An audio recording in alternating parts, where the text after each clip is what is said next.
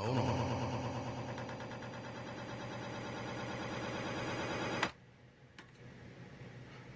All right. Sorry, y'all. Y'all know how it is when I first get back. Good afternoon. Welcome to the afternoon experiment. My name is Emanuel Livingston. I am with you for a minute. Hold on. I don't know what's happening here. I got some audio problems. Can y'all hear me?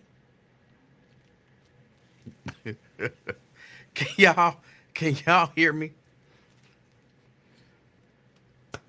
Somebody tell me if y'all can hear me. I'm not sure what's happening. Hold on, I had to look at something. So I'm sending this. I should be sending here. Okay. And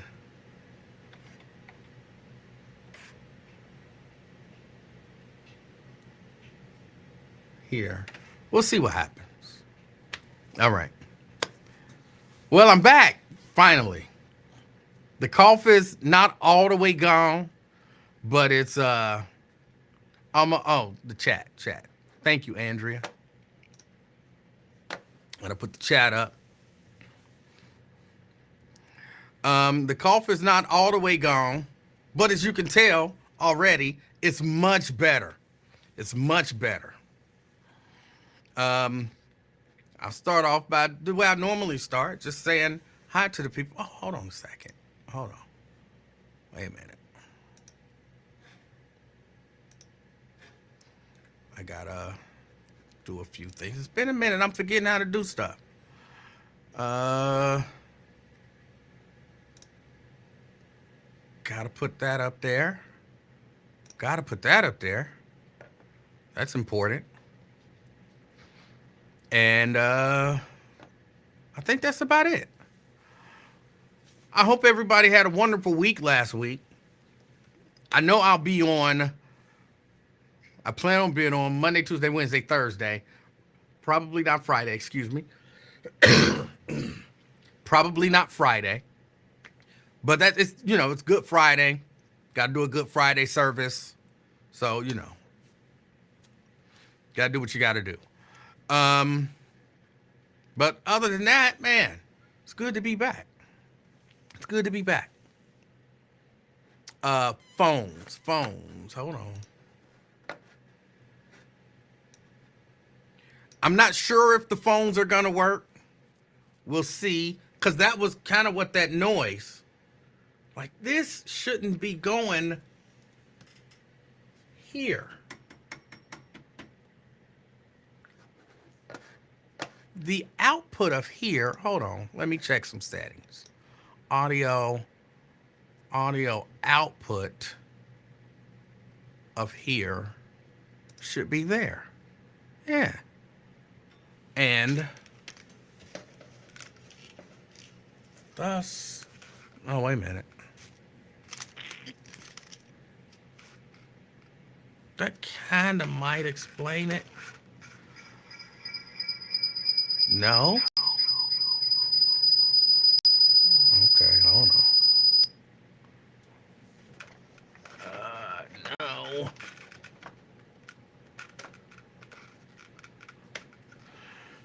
Well, we might not have no phones. Sorry, y'all. I gotta work out all the technical stuff. But somebody wanted to know what. I'm sorry, Daryl. It wasn't intentional. I thought that would fix the problem. That's turned down. That should be there. That should maybe be there. I guess we'll see. So, let me say hello to everybody. That's very important. Myosha in the house, hating. How you hate on a man while he down?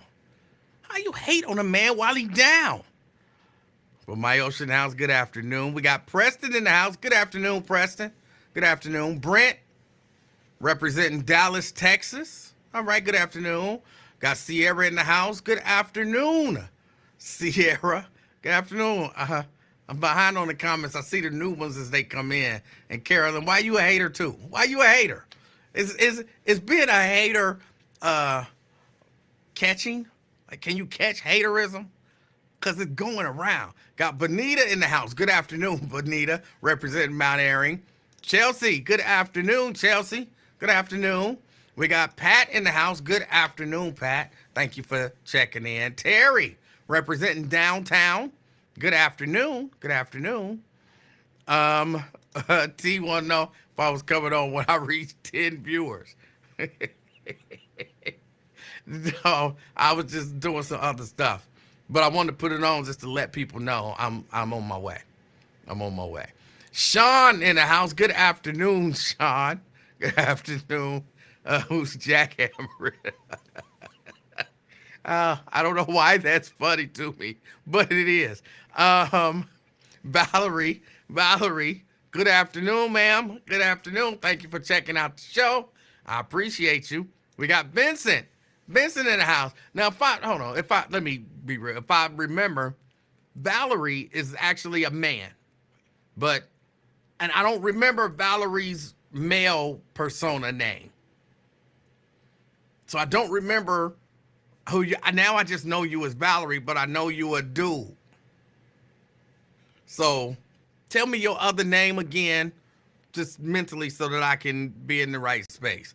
But when I see Valerie, I think a chick.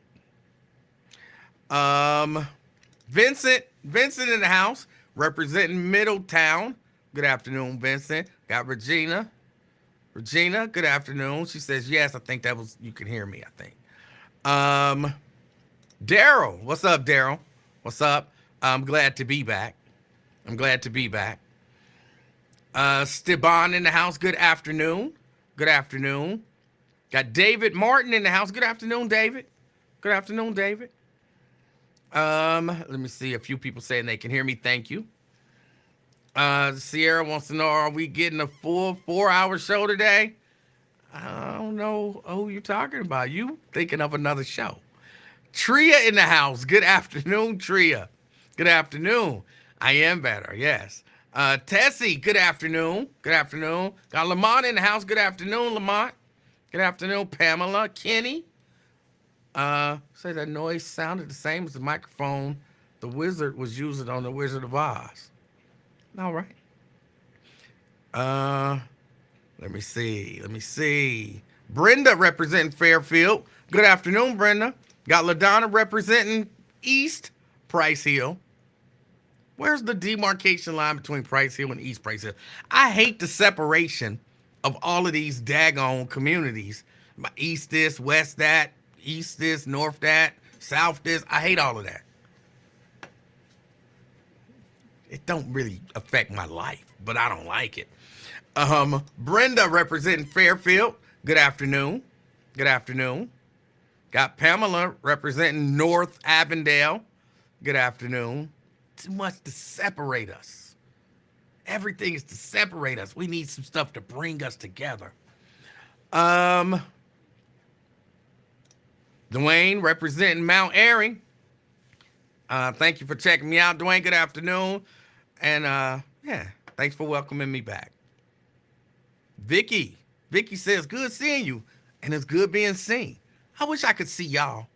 I want to invite some of y'all on, like do a video chat, so that I can invite y'all on. And we could, so you don't necessarily have to do the show, like do a call in. You could do a video call in.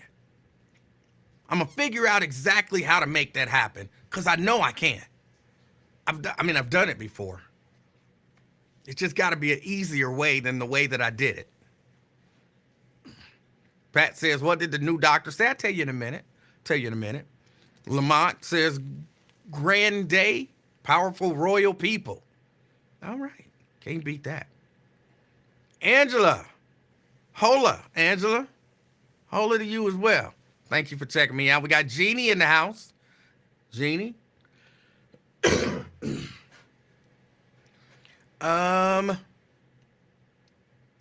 Daryl says, Twin said He's seen you busting suds at Perkins. I'll talk about Twin in a minute. Got Carolyn. Good afternoon. Good afternoon. Anthony, good afternoon. R. Allen. R. Allen. Hey, E. Corain. Working. All right, representing Corain. Let me see. I'm only up to the part where that little thing happened.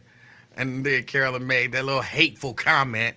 This has all the makings of a Buzz Live broadcast. Twins say, come on, you've been gone for a month. I've not been gone for no month. I think I've been gone for basically 2 weeks. I did that one show in between, but I think I've been gone for 2 weeks. Tracy, good afternoon, Tracy. Cedric Denson said, hey, why don't you give us a call and give us an update on what's going on at the state level? 513-717-5464. Tell us what's going on at the state level. Let me see. Victoria in the house. Good afternoon, Victoria. Got Butler representing Cartersville, Georgia. Lamont in the house. Lamont say, stop it. I'm not sure what you're talking about.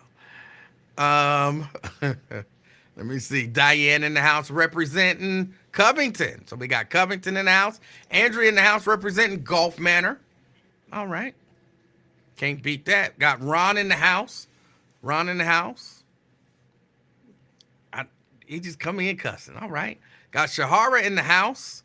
Says, good afternoon, everybody. Back to another week. Present, repping Bond Hill today. Glad I'm better. I'm glad I'm better, too. And I'll be 100% hopefully soon. Let me see. It starts further up Glenway. I'm more near downtown. All right. I didn't say Twin. Or did I? Good afternoon, Twin. He repping Kroger's. I don't understand why y'all keep putting S's on. Dwayne says Zoom. No, I can do it on here. I can send you a link and all of that good stuff. I just had to figure out a way to do it easier.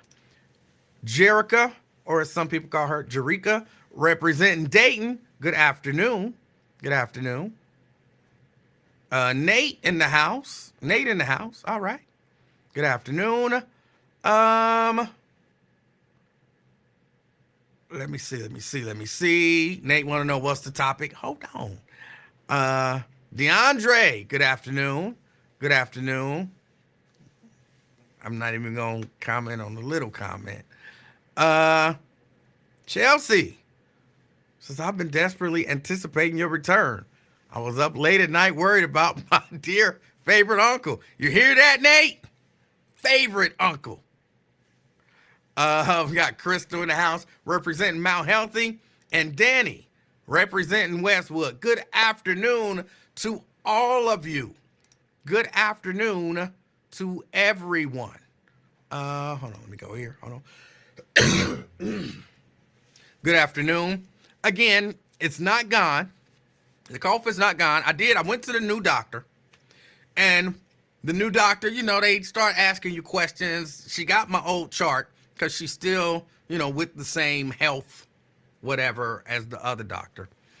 And, she do the whole looking in my ears, all that kind of stuff, say, and she does everything. And she says, dude, hold on, why does this thing keep flashing? As if something's going wrong. I got my little space heater down here, which is brand new, and I just plugged it up. And this is like a fire hazard, if a fire hazard ever existed. I got, 1, 2, 3, 4, 5, 6, 7, 8, 9, 10, 11, 12, 13, 14, 15, 16 things plugged up into this one little outlet. So if the power go off, I blew a fuse. And y'all know how space heaters are. They are notorious for blowing fuses. They are notorious. So if something bad happened, I blame the space heater. And I'll just unplug the space heater, log back on. So it's all good. Um, so she looks in my throat and does the whole thing. Of course, took the blood pressure, everything. And she says, "You have allergies?" And I say, "No, I don't have allergies." And she says, "Well, what are you allergic to?" I said, "What?" I said, "No, I don't have allergies." And she said, "Oh, you don't have allergies?" I said, "No."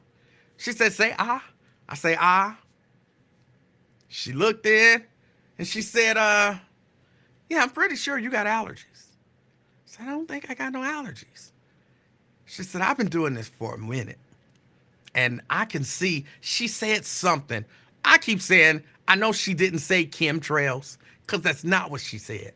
But she said something. "I can see whatever running down the back of your throat." She said, "And, you don't have COVID. You don't have this. You don't have that." She said, "You have allergies. And this is really bad." And I said, "I ain't got no allergies. I ain't never had allergies." She said, "Okay. You ain't got no allergies. You ain't never had allergies. But you got allergies. So we're going to do some more blood work and all that kind of stuff. But I'm going to give you," and I started asking some of that stuff y'all was saying. "I need a chest x-ray. I needed this. I needed that." She said, "I listened to your lungs. Your lungs are clear. Nothing wrong with your lungs. You ain't got nothing in there. Everything is good." She said, "Well, this is what we're going to do. We're going to try. I'm going to prescribe you this medication." I want to say she said it was like prescription strength Claritin or something like that. But I don't remember exactly what she said it was. I mean, I guess I could get it. Excuse me. Water. But she prescribed me some stuff for allergies. And she said, "Well, we'll try this. And, if this don't work, then we'll see what else happens." She said, "But allergies are really bad, especially this time of season," and blah, blah, blah. The same stuff everybody say. So she prescribed me the stuff, went to the pharmacy. They didn't have it. And they were like, "Well," and this was this Monday?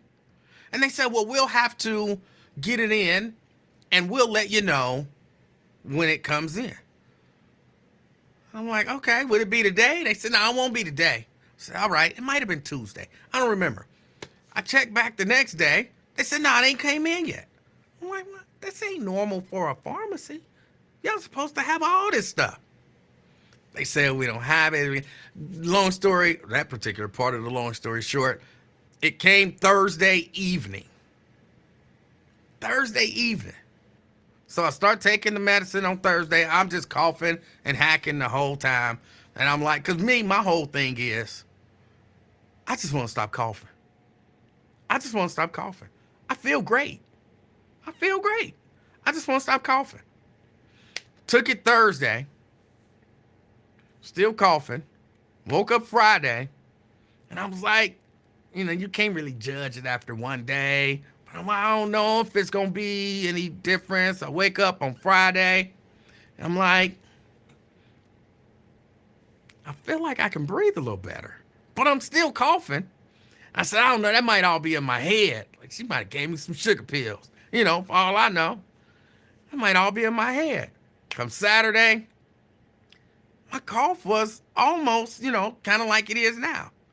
Like few and far between. It ain't as harsh, as heavy. Don't, as like when I cough, it's normally one or two as opposed to 5, 6, 7. And the time in between is, like y'all heard me. What was that? Last week? Y'all heard. I didn't do this much with that little bit of coughing. But I'm like, why would allergies make me do all the coughing? I had no, but apparently, I guess all of the whatever running down the back of my throat mess, with some stuff and allergies. Who knew? Who knew? I sure thought, I could feel and taste. It was just a horrible feeling and taste. I thought it was something really, really bad. Allergies. So what? If I got it on Thursday, Friday, Saturday, Sunday, Monday, so today would be day 5. And again, when I came on, whatever day that was, everything was kind of a lot less. But I was taking, those other medicines that I told y'all about. I ain't took no more of that stuff, no more of the cough syrup or the little bee things. I just took the allergy medicine. So, hey, I'm cool. I'm cool. Allergies. Now, why you tell that long ass story just to say allergies? Because I was expecting something different. I told the lady, even when she was telling me allergies, she had to convince me. She's like, I've been doing this for a long time. And trust me, I'm fussing with the lady. Like, it's not just allergies. So who knows how, what I'm saying? I breathe better. My lungs fill up with air when I breathe. I can breathe through both nostrils at the same time. This is amazing. This how y'all be feeling when y'all be breathing? Yes, I said breathing. BREEVIN apostrophe. Breathing. This how y'all be feeling when y'all be breathing? And then she said, wear your CPAP mask. And I wore the mask. I woke up rested and able to breathe. Y'all been holding out on a brother. I actually had energy, no prompting from nobody, nothing, and just came down here and got on the treadmill. I just came and got on the treadmill. Like, I got energy. Y'all don't understand. Y'all don't understand. Now, I'm not saying that treadmill thing gonna be a normal thing, but hey. All right. I got Key calling in. Oh, I don't know how this is gonna work.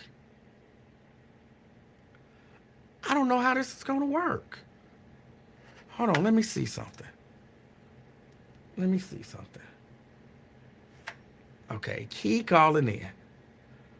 I'm going here. Key! Oh, Key hung up. I was going to try to get the call.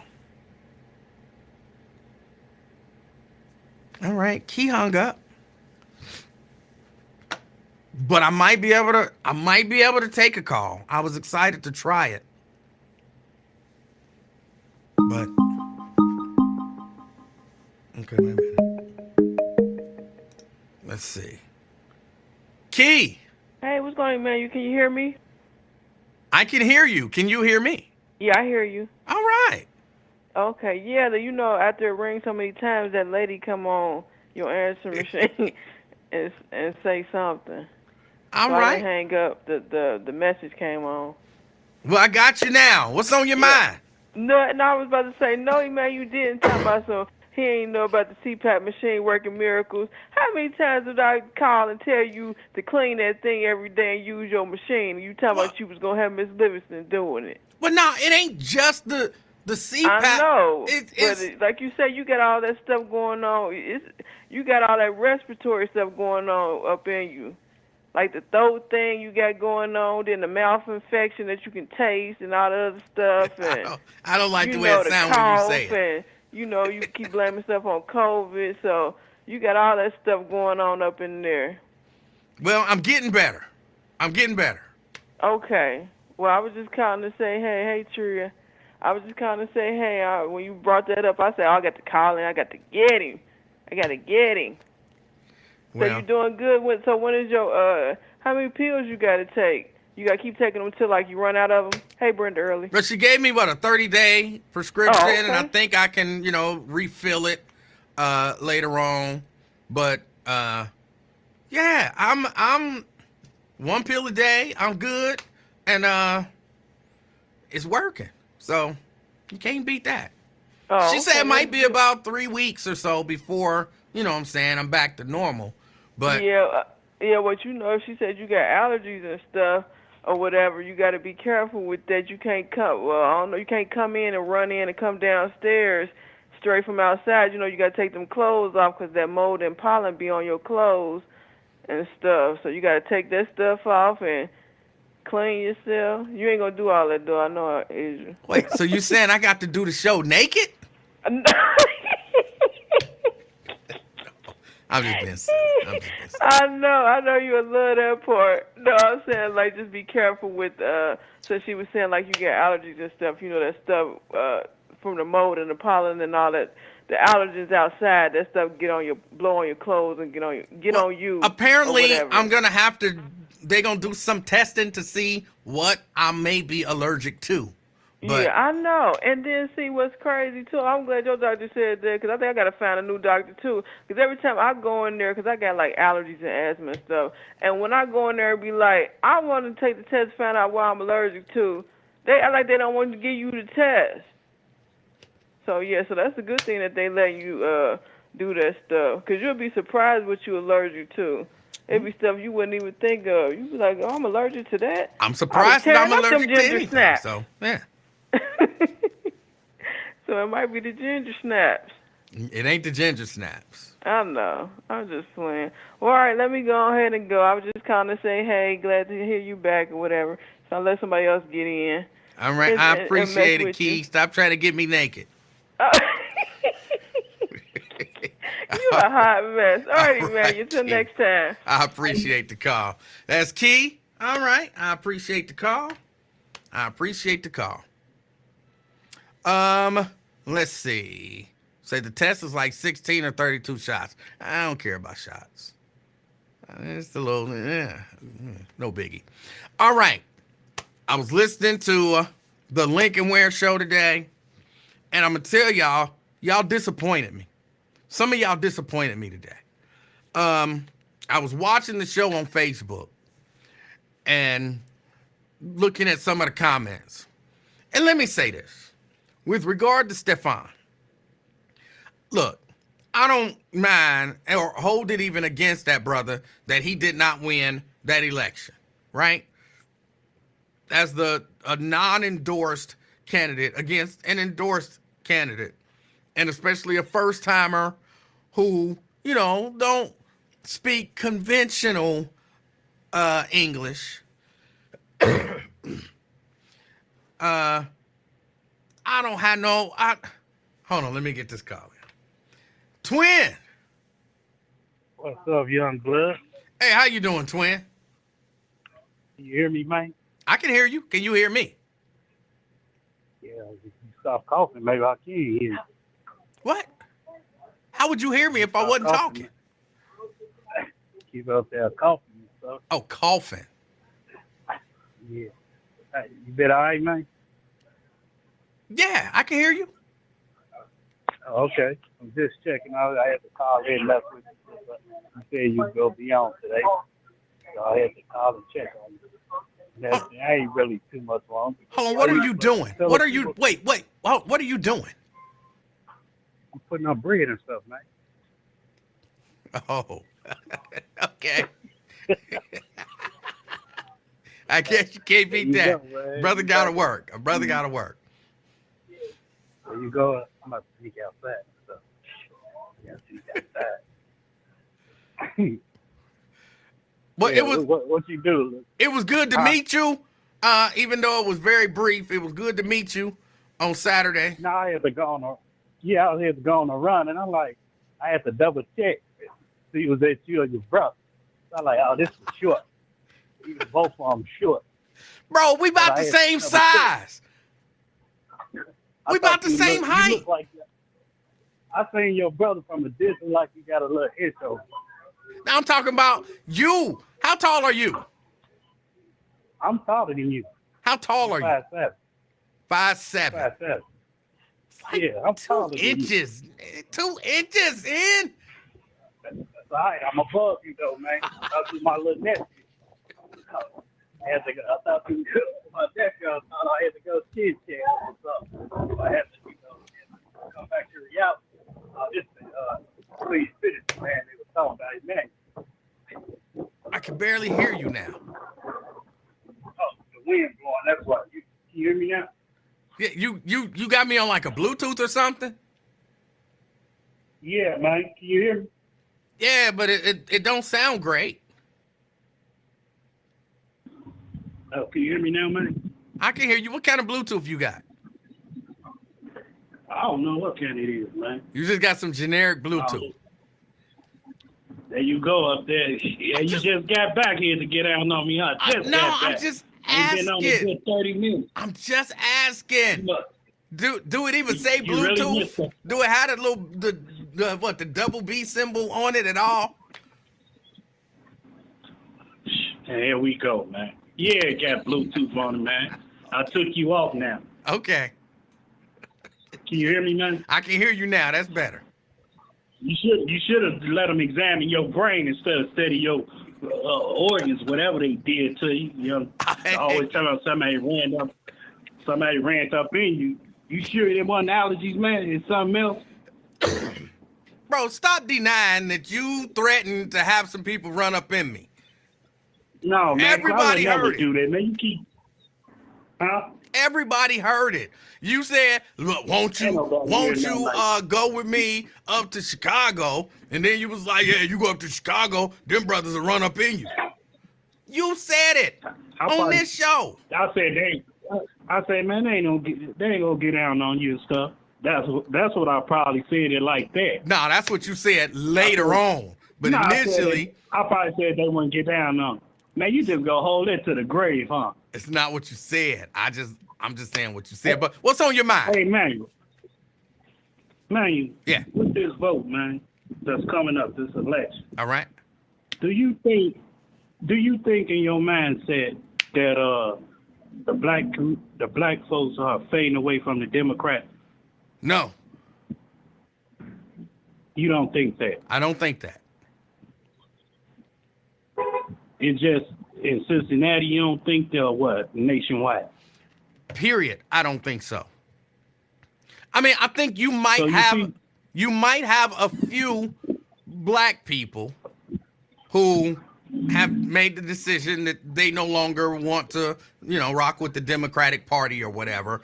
But for the most part, black people support the Democratic Party over the Republican Party. And I don't think just because, again, you see more people saying it doesn't necessarily mean that it's more people doing it. So with the things going on from Chicago to New York and everything else, why you think you don't think it's fading away though? That No. people go really they tired of the mess, man. So you come to my town and whatever my city, my hood, and you say okay, and I vote for you, but you lied to me the whole 4 years. What you go do? You can't keep. Then you talking about so we got to get out there and educate our young folks. But what y'all doing to go out there? Y'all pumped it up for 08 when y'all got Obama in there. I voted for him. The second time I didn't vote for him. I only voted for him because I thought he was going to do the right thing. And everything. How He many? was a black person. That's Before Obama, how many elections did you vote in?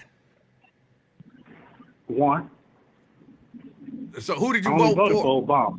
So that was your first election. Yep. The second time I ain't vote for him, and I voted for Trump. And the second time I did vote for Trump. And I didn't vote for Biden. so I think really that might be a lot of what you're seeing. People who were not engaged in politics, the election process, voting, paying attention to things, they saw Obama and they said, "Oh, I'm a Democrat. I'm voting for Obama." They wasn't really a Democrat. They just voted for Obama. And See, I knew Obama way before y'all even knew him. Before y'all, he was in Chicago all the time. I met him at the parade and everything. I was like, who's this young cat? So that's Obama and everything. So yeah, what he doing? You probably saw him at the parade. Huh? You probably saw him at a parade.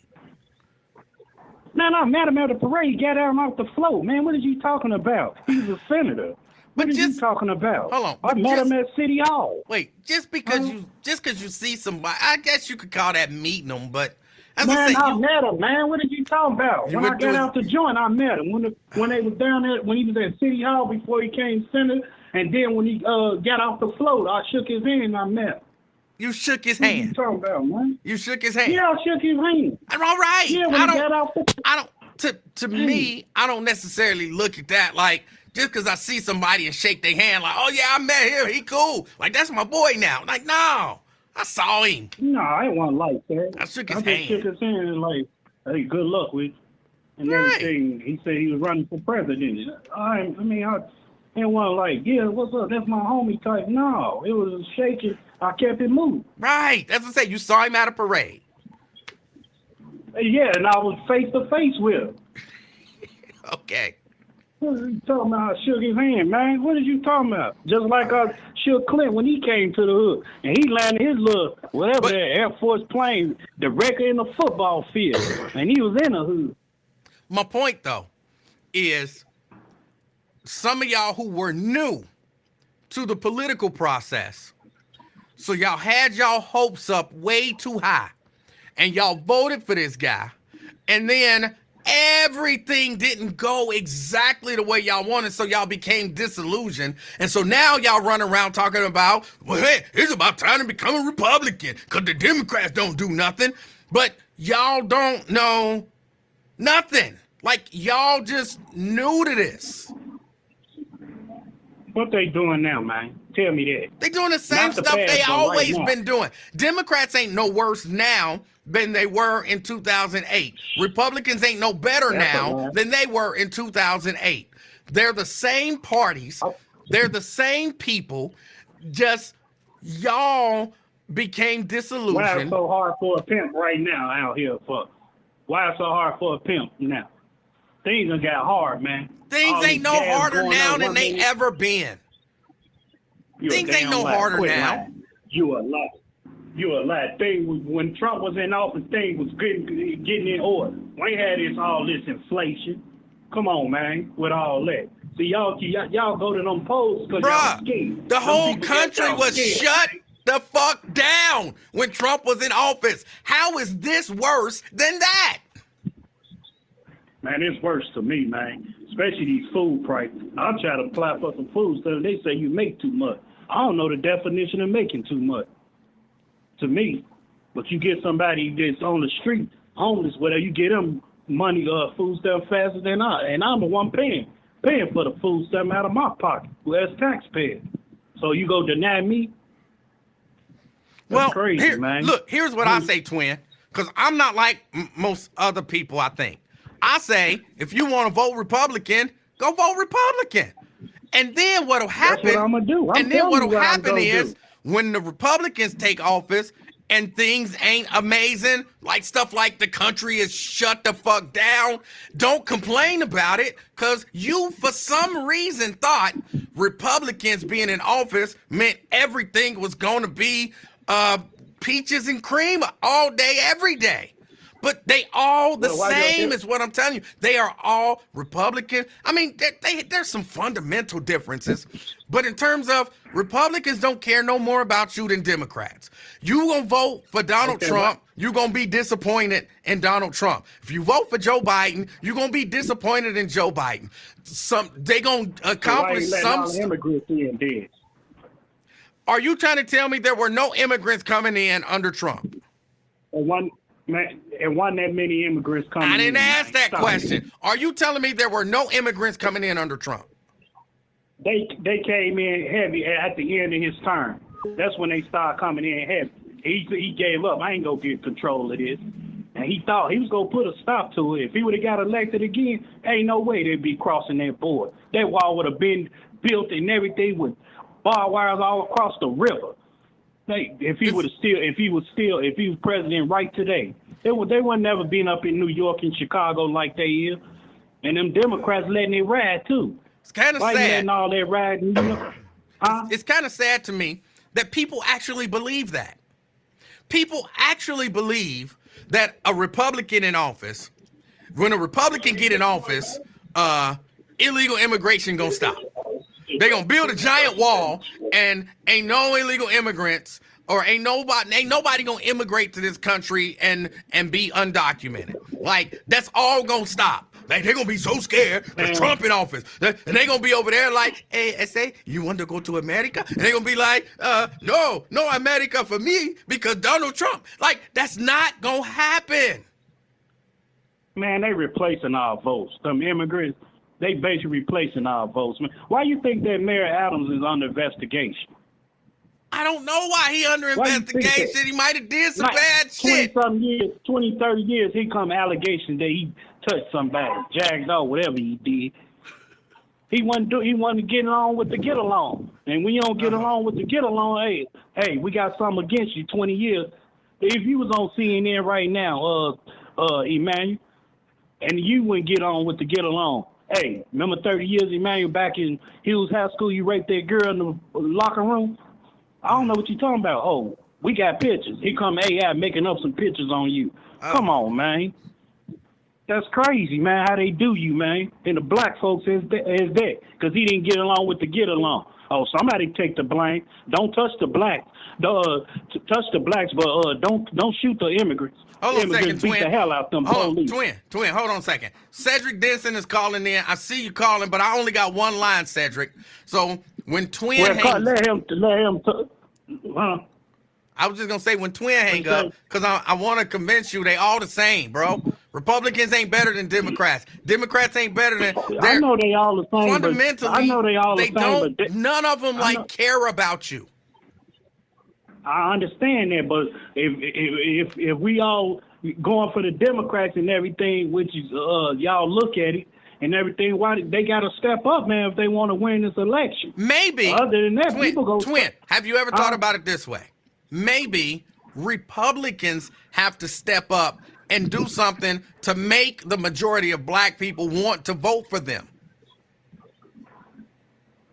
Man, I guess if you say so. But the way the Democrats not showing up and doing this, we got to educate the folks. How you going to educate somebody if you don't go to the community and don't nobody know you? You just can't come to my hood telling I'm Elizabeth Taylor or somebody. Where you come from? Where you from? I don't know you. Come on, man. With that, you got to be talking about educating the folks, make them sign up. But like I was telling earlier to White, man, if they want to get out with the get out, man, throw a big old concert. Get one of them young bucks. Keep a little, what's that little sexy red or somebody.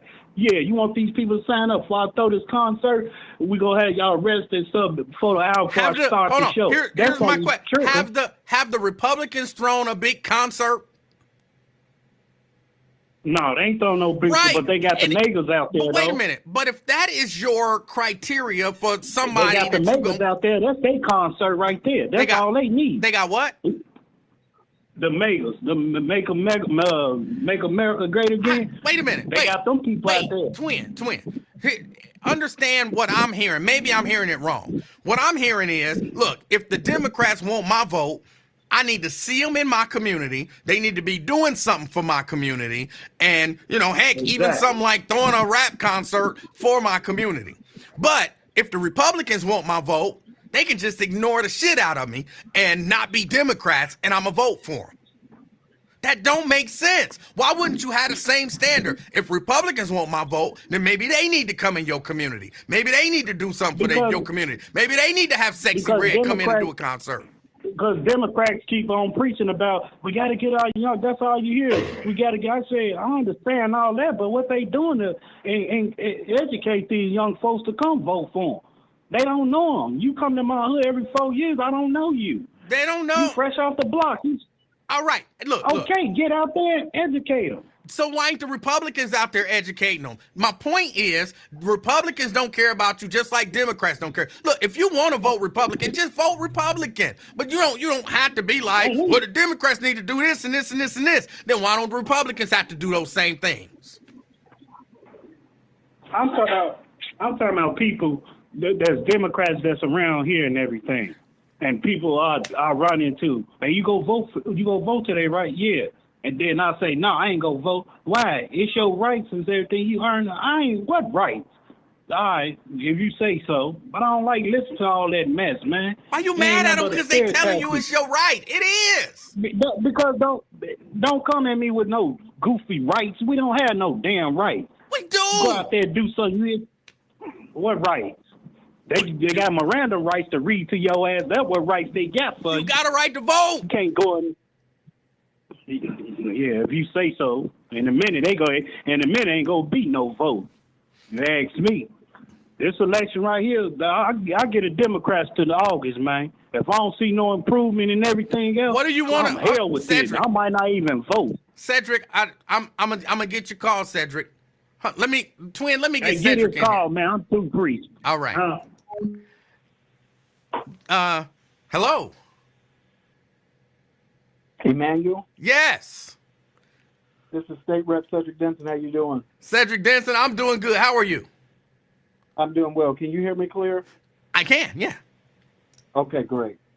I just wanted to call in. I definitely came in and made a comment on the chat and wanted to call in and give a State House update. All right, yeah. What's going on? What do we need to be aware of? Everything is going on at the State House. As you know, this year is an election year for the State House, and we have an alternate year similar to the county commission for the Senate. So we have a couple of senators running, but not all. But all of the 99 State House representatives are running for re-election. Down here in Hamilton County, as you all may have seen on your ballots, depending on where you live, one of the races that we had that had opponents were in the district with Donnie Isaacson, and his challenger was our dear friend Pryor. Pryor was running against him, and that didn't go in the favor of Pryor, obviously. But Donnie Isaacson is still the person that's going to go forward to run in that race. But some of the things that's going on at the State House is a whole lot. One of the things that people don't realize is there's a lot of things that happen at the State House in terms of when it comes to money coming back. A lot of people always think, and I get a lot of these calls in my office, they're saying, how can we get money back to the district? How can I get money to fund my business? How can I get grants to fund my nonprofit? How can I do this? And how can I do that? And the reality is that the State House really becomes a pass-through in a lot of cases. A lot of monies that come through come from the federal government down to the state that then we say yes to or no to, that then make it down to places like the county and or the city. And so sometimes it becomes really, really confusing. And just for me being a politician, I'll be completely honest, you start to see a lot of groundbreakings and a lot of press conferences and ribbon cuttings on all the different things that the politicians down at the county and the city are doing. But the reality is they're using the money that we voted on at the State House to make sure that they were getting. But you never see us invited to be there to stand with them to say, hey, this was a part of what we were able to make sure that you were able to do, because we just don't stand as that entity, that agency to do that. We pass it down to our districts. And so we do a lot in that case. But another thing I wanted to point out, Emanuel, what I think your audience would really, really want to know about is the capital budget. We have a lot of people in the African American community that have a lot of nonprofits, a lot of organizations that do a lot of good work. And the capital budget is a huge process here in Hamilton County in the state of Ohio that yields a lot of results to a lot of people. And it's been a huge bucket of money that folks have not paid attention to. On average, there are 88 counties here in Ohio, but on average, every capital budget season, which is every 2 years, we have about 20 to 22 million roughly, sometimes a little more, a little less, that comes to Hamilton County. And if you are a nonprofit organization that is doing some work that needs some capital improvements to your project, that's when we're able to give out money. So if you think about people like me, who, depending on what kind of politician you are, is able to, one, get bills passed with people across the aisle and those sorts. The other part of it is this is where a lot of rubber meets the road in making sure money makes it down here to Hamilton County. There's a process here that a lot of people don't know, that we have the autonomy to make sure that money gets. So if you are a small theater, if you are a church group that has that does some work out to the community, if you are just a young teen mothers, or just all those sort of things that we know that just touch people, and you're trying to do upgrades to your building, or you're trying to make some improvements how you operate. There's money's available, and we're in that process. And I have been scraping the top of my lungs to make the process more streamlined, more transparent, and we're getting there a little bit better, but we're not there yet. So I want to make sure that putting that out to you, make sure your listeners understand that, and we can have a conversation about it. Okay, you're breaking up. You're breaking up on me, Representative Denson. Does your office help facilitate people getting those funds? Can you hear me a little bit better? Yes. Okay. So what happens here is, so if you remember when we had Governor Kasich, he put a process into place across the state of Ohio, which was not a legally binding process. But what he did was put a process into place that said, we would like the Chamber of Commerce in every county to administer a process. And what that process looked like was your local Chamber of Commerce would put together a group of people, which was usually of the business community. And if you wanted to tap into your county's portion of these funds, you would go in and say, hey, I'm the Black Theater Company of Cincinnati, and we have a theater, and, for example, we want to replace our roof, and we want to do these upgrades, and we want to do that. And the total project may be $1 million. We've already got $500,000, but we need a $500,000 to make that project happen. You would have to go before this committee and say what you want to be done, and then that committee deliberates after everybody in that county comes in with their project, and they come back to us as legislators and say, here's how we think you should spend that money. Emanuel, here's the problem with that. I was elected to do a job, and I was smart enough to know how to do it. I don't like the process of people who are not elected coming and telling me what I should be doing to make the communities better. But in Hamilton County, we are one of the only counties left in the state of Ohio that still uses that process under something that was never legally binding, under a governor that doesn't even exist anymore. So you can see the problem. What's the better way to do it? The better way to do it is what everybody else is doing, and it's what I've always proposed. It's what now Commissioner Driehaus and then State Representative Driehaus had did. My whole process is that we, as a delegation of folks from the State House, and that being from the Senate all the way to the House, and so that's State Senator Kathy Ingram, me being a representative, Representative Cecil Thomas, Representative Jessica Miranda, Representative Donnie Isaacson, Representative Rachel Baker, and Representative Cindy Abrams, and Representative Bill Sykes. We should all be able to come in a room ourselves and say, let everybody come before us because we were elected, and let us make the decision to go back to the State House and decide who should get these money. Because what folks don't realize is a lot of these projects that you see downtown and a lot of these projects that you see across the county, they are funded and aided in part by the state capital budget process, but you never hear about it because folks don't talk about it. I'll give you a very, very relevant example. All right. Everybody's been talking about Coney Island. Coney Island is actually owned by the Symphony here in Cincinnati. That's a nonprofit organization. But what's interesting about that is you got Riverfront, where we all go down and we've all at some point maybe been on the lawn or under the pavilion. We've all enjoyed a concert down there. But now they're at the point where they want to do an expansion where they had some funds and they went and they did a process where they were able to purchase Coney Island. Well, guess what? They're now in front of us at the state and they're asking for $20 million to make that project happen. Now, what does that really do for a community at the end of the day? Not much. What does that really do?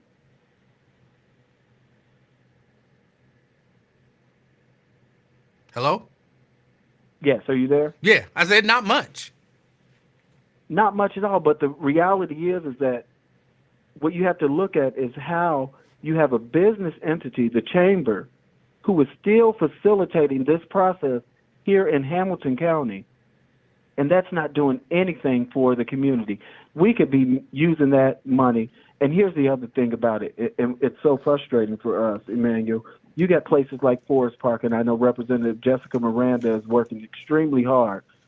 There's a park out there that is so bad that the city of Forest Park is having to use duct tape to keep swings together on some of their public playgrounds. And when this committee came back to us with a recommendation as to how to spend the money, they recommended $0 for Forest Park, but recommending a bunch of the dollars for Riverfront Park to be expanded. And so it's one of those things where the more we know about the process and the more I can leverage my position and making sure that people understand how you stand to be a part of the process, I can let you in. I was proud to say for the first time ever when I was elected, and I then came in and say, something's wrong with this. For the first time ever, Lincoln Heights got some capital dollars to do some projects out there in Lincoln Heights. But that was because I said, there's something wrong with this. And we got to fight to make sure. And I have to give a lot of credit to Commissioner Stephanie Summerall Dumas, because she was one of the folks that was a part of that committee that said, we have got to be thinking differently about how we recommend these dollars. But again, it's a two-layer thing. You know, I'm talking politics and I'm talking reality. The politics of this whole process is that committee should never exist. Wait, so we were elected to do a job. Hold on, let me Go make ahead. sure that I want to make sure I understand what you're saying, because I'm a little confused. You're saying there is a organization, I'm going to call it. The who did you say it was again? Who are the ones who make that decision? Well, it's the Chamber of Commerce. So Cincinnati Chamber of Commerce. So you're down on saying 4th the Street. chamber are the ones right now who make the decision about who gets these capital dollars? So what I'm saying is, for Hamilton County, we have a process that is set up where the chamber says, hey, we're good faith partners. How about we help you all? We'll put together a committee of folks, and they do this every cycle. This comes up every 2 years, and it's a bunch of different folks. Like this year, you have folks like Christy Coons, who's over the Urban League. You had Commissioner Alicia Reese representing the county, and you had Eric Kearney representing the African American Chamber. And you had some other folks that were in the room. You had folks that own some of the sports teams and a lot of business leaders. And what they say is, hey, how about we do this for you? Anybody that wants to have some of these dollars that are coming from the capital budget from the state, how about you let them all come in a room and present to us? And we'll come back to you with a recommendation of how you spend these dollars. Now, you explain to me, Emmanuel, how much that makes sense, and I was elected to do a job. Well, here's why I'm asking the question. So they have this committee. The Chamber of Commerce puts together this committee.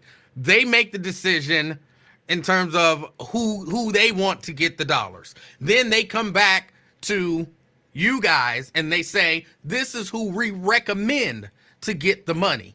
Then right. Who makes that final decision with regard to who actually gets the money? And therein lies the problem. And I'm glad you said it that way. When it comes back to us, at the end of the day, it's us that makes the decision. But because politics plays a role in it, you can understand when I put in the cast of characters what that actually means. The business community being involved in recommending already sort of puts a political direction into how politicians then respond to what that recommendation is, right? Mm-hmm. And so my whole position is I don't need anybody to tell me what to do when it comes to spending money in communities. That's the sole position of why I ran for office. So for me, being in a minority at the State House, you can understand how frustrating this is for me to do my job, because this is the one time that I get the opportunity to say, here's some money that we can make sure it gets down to the community in those low-level ways that people are just trying to really make sense of how do I get a grasp of what I get out of the state budget, right? Mm-hmm. And this is one of those opportunities to do that, and we've got this middle manager that's standing in there saying, hey, here's what you should do, but politics also directs how politicians think. And so my whole position has always been, take that away. Let us make the decisions. Everybody can come to us, because $20 million across Hamilton County is a lot of money. And here's the thing about it. Here's what we find out. You may be that small organization like Forever Kings, a young man, Jordan Bankston, who's doing a phenomenal job, who wants a facility to make sure that he can continue to mentor and do all the things that we need to do for these young men to be mentored, and do all the things that they can do to be successful. And so that may need to be a hub. That may need to be a center. And so what he can say from his position is, hey, I want to build a center, and I want to be able to do all these things, and out of this place we'll do X, Y, and Z. It may cost me $500,000, but guess what? I raised $250,000. Well, guess what? He also stands to be qualified for that other $250,000 for the state to be able to say, hey, we can put that money in and support this project, and now look what we did for impact. Right. But you're saying if And that so committee those are the doesn't things think that he's worthy, then he don't even get a shot. And so therein lies the problem, because what happens is most of those folks that walk into that room, and here's the other thing about that room that I will tell you, man, I'm sharing a lot more than I'm thinking you and your guests have even realized have gone on for a number of years, decades, is that when you walk into that room, this year it was down at Western and Southern, and they always tell us the dates, but they never expect us to be there. I walked in every time I was there, but they normally do it on a date where they think we're in Columbus. But every day I was in Cincinnati, and I couldn't make it worse. I walked into that room because I wanted to see those presentations. When they got those presentations, you could already tell who was friends of whom and who were the people who didn't stand a chance. Because if you knew about the process and you walked in and you were on your A game, you may have said everything that made sense, but if you didn't have a lobbyist that walked you into that room to make sure everybody sitting around that table can make the recommendation for you, and therein lies the process of politics that makes this so different. But the whole purpose for me is that this money belongs to nobody. We all pay into being taxpayers in this city, in this county, in this state. And so how dare us be able to let that kind of room exist and we not have a fair shot at getting what we've all paid into to make sure that we're doing everything that we're already on the ground doing, and we're doing it with a little bit of nothing. You know how we are. We are the most creative, innovative community that will make sure our folks are taken care of. But why are we not given the opportunity to be able to get everything out of the system that we need, that we paid into? All right. Let me ask you one more question. When you say, all right, so they go to this committee that the Chamber of Commerce has put together. They send their recommendations. Excuse me. They send their recommendations. Who do they send those recommendations to, and who actually gets the, because in my mind, it's not the full state house that decides of this money in Hamilton County, who gets it. Who are the actual decision makers at the state house? So who are they sending their recommendations to? And then who all are the people who are making the final decision? Very good question. The simple answer is us. As state representatives and state senators. And so you can imagine how offended Well, I wait, am. hold on, wait a minute, wait. When as you a- say us, is it the full House and Senate, or is it just those Yes. representatives from Well, it's that just- area? Yes. Just the representatives of Hamilton County, because Okay. then here's what happens. Remember, we got 88 counties in the entire state. And so what the Speaker of the House and the Speaker of the Senate then wants to see is each of those counties come in as a delegation and say, hey, here's what we think should happen. And so my problem is with what we do in Hamilton County, because we've got some, really smoke sphere thing going on, it really takes our power away. We're handing over something. Well, I can't say we are, because I raise hell about it every time we do this process. Hamilton County hands over something that had a process that didn't need to exist, but every one of the 88 counties is handing over something to the speaker that says, hey, this is what we know are the needs of our community. And in most cases, all those representatives, whether you be Democrat or Republican of that county, this is what we all agree in from this county, and this is what we want to be submitted into, and the speaker says yay and or nay. In this case, for us, what becomes so frustrating about me is I need full autonomy of that whole process. I don't need the Chamber of Commerce leading and guiding that conversation, because here's what also happens, Emanuel. When you start to look at how everything is panned out, when I start hearing things about we want to build an arena and we want to do things that, now I really start to get really uncomfortable, because whether I'm in office or not, depending on when that comes, because I'm going into my last term, now that means, guess what? They stand in a position to come and get some of those capital dollars that could have went to so many other people that were so deserving of it.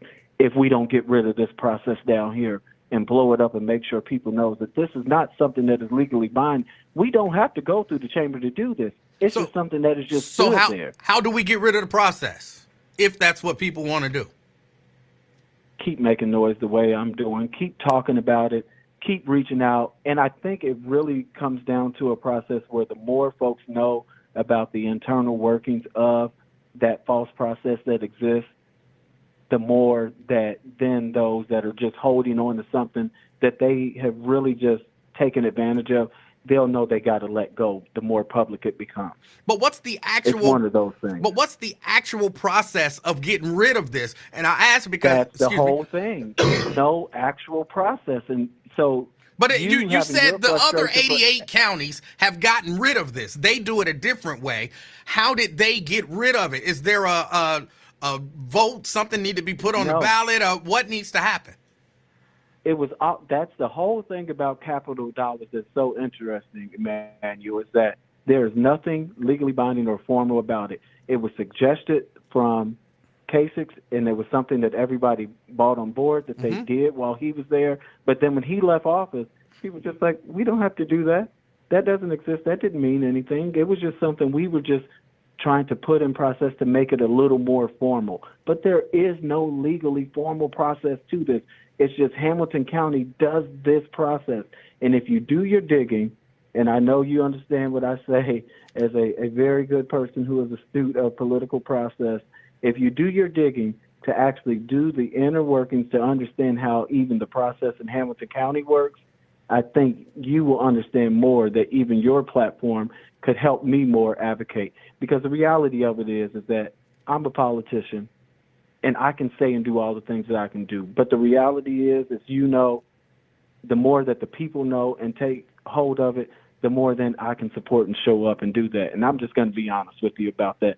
That's some of the things that I think we as an African-American community have to understand just where we are right now, even in Cincinnati and Hamilton County. We can't do everything as black electeds that are going to get out of this system what we want for what I consider me being a black elected that I think my community wants. And so when you do your part on that and start to say and ask more questions and you figure out more, then I can support more of that, if that makes sense. All right. Now, of course, the other question would be, if this process is too political, how much more political would it be if the politicians were the ones who took over this process? I think it's one of those things where then we're back in the position of being anywhere like City Council or Hamilton County Commission. It's the same thing. Now it's back in the hands of the people you elected. And so it's putting everything back in perspective where, we have a responsibility too.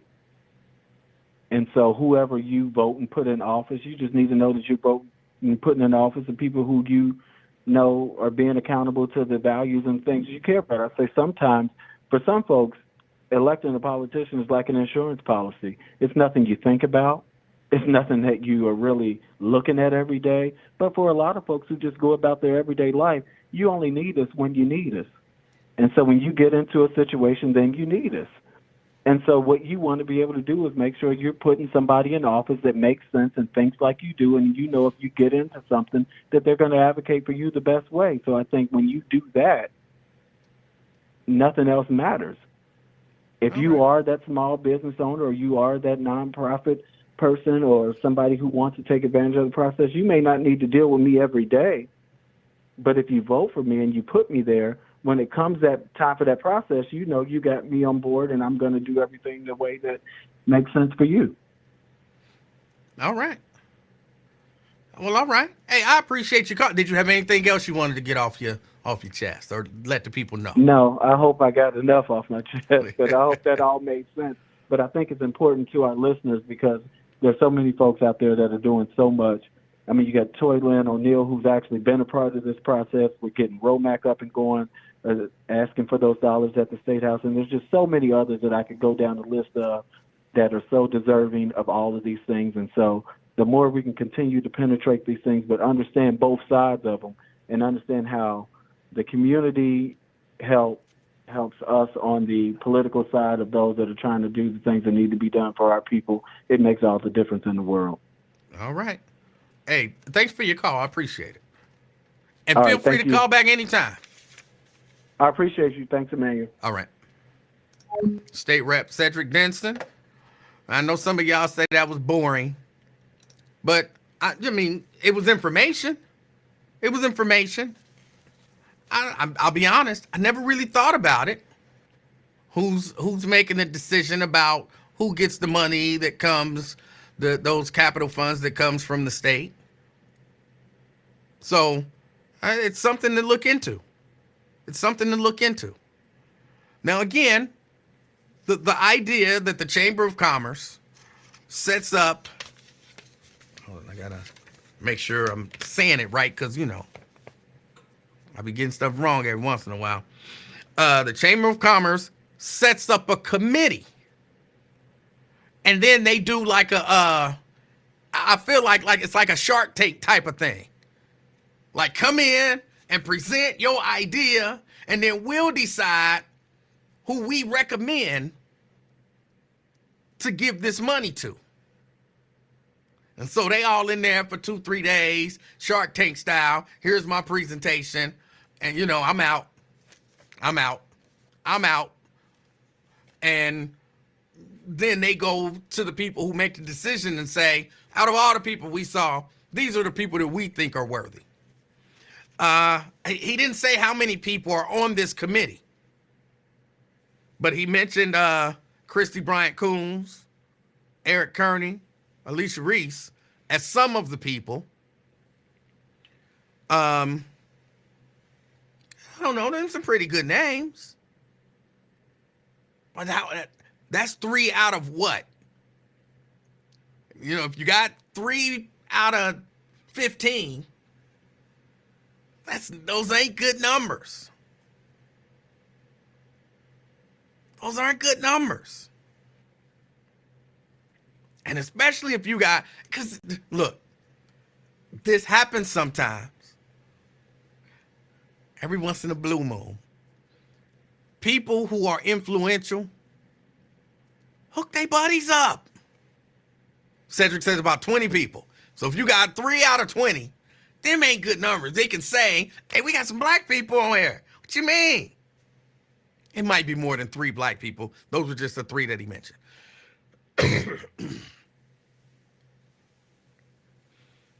They say, well, what you mean? We got some black people. What's up? I'm a guy. I got some influence. I got a buddy who might be able to use some funds. I tell him, like, hey, look, this is how you do this. Come on, y'all know people do this. Y'all know people do this.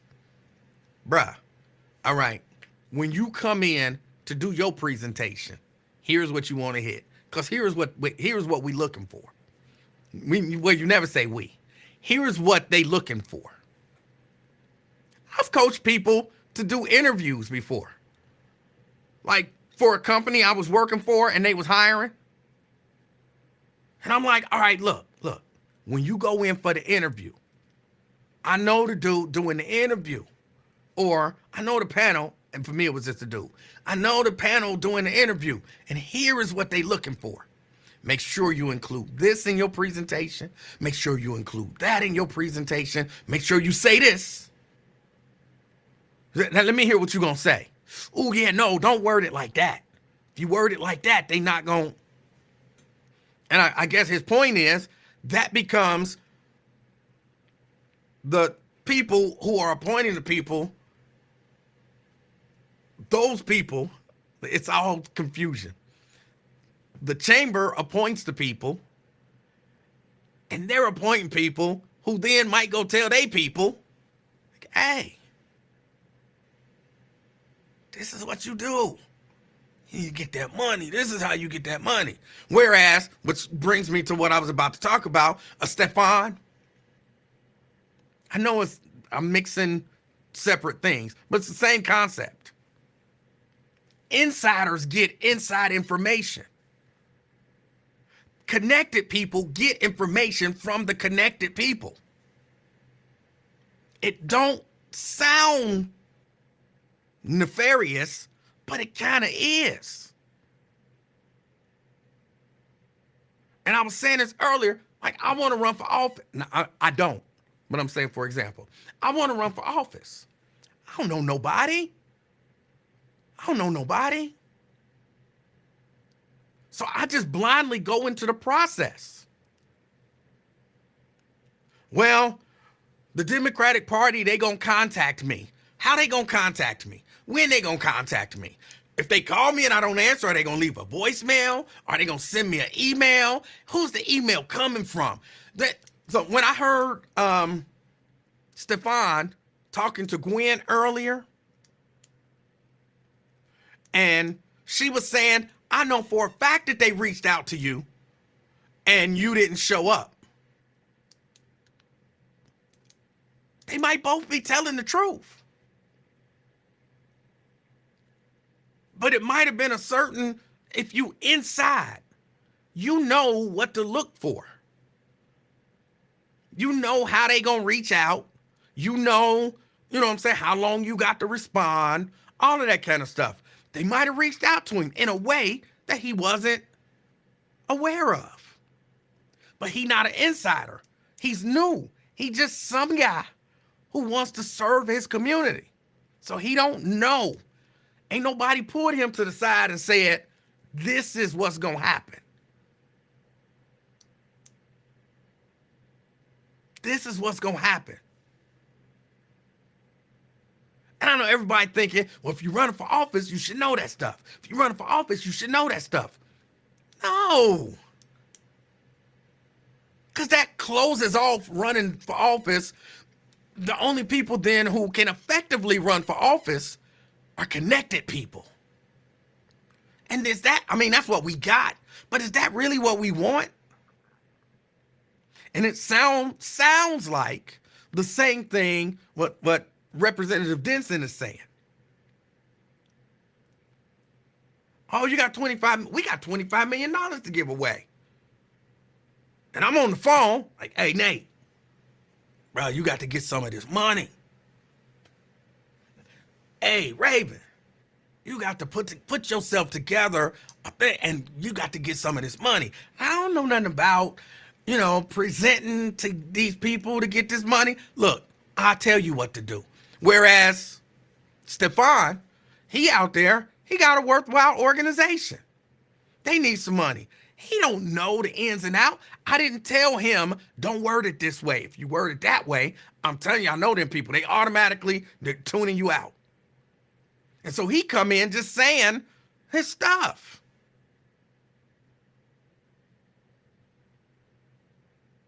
And then he don't get the money, not because his organization ain't worthy, not because they not doing good, but because nobody pulled him to the side and said, this is how you do it. And I know, I'm telling y'all, that's why I was disappointed with y'all. Some of y'all seem like y'all cool with that. Like, hey, you should just be connected. Hey, you can't just want to do good. You gotta be connected. Because everything other than that, that's what y'all saying. Well, I guess he should have knew better. How would he know better if he never done it before? Should have done your research. You know, it don't matter how much research you do if I got the inside information.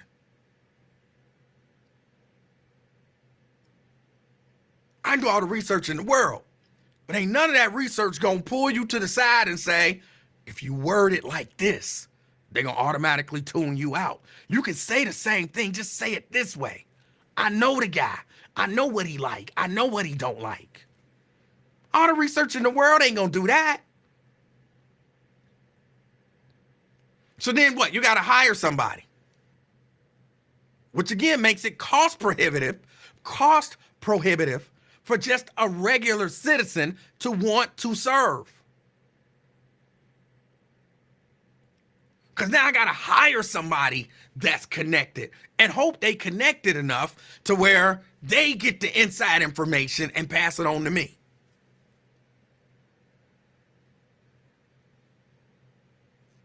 And y'all seem like y'all okay with that. Like, yeah, that sounds good. That sounds about right. Sounds like it should be.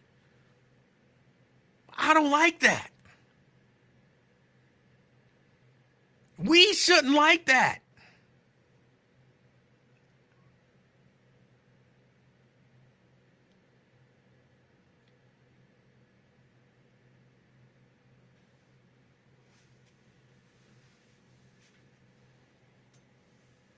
We shouldn't like that. We shouldn't be down with that.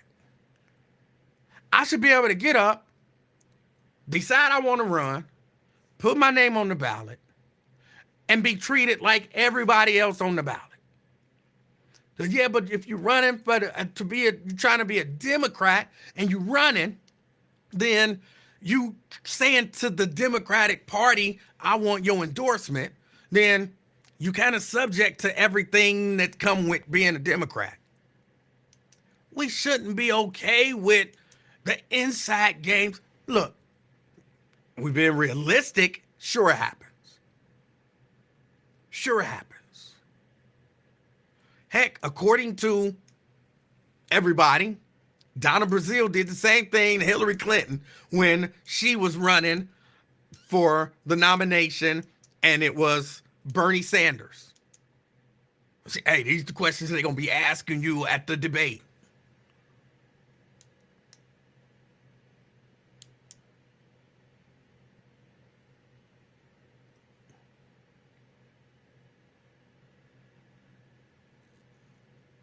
And people was cool with it. Like, hey, she got that inside information. Bernie had a campaign manager. Bernie just didn't have Donna Brazile on his team.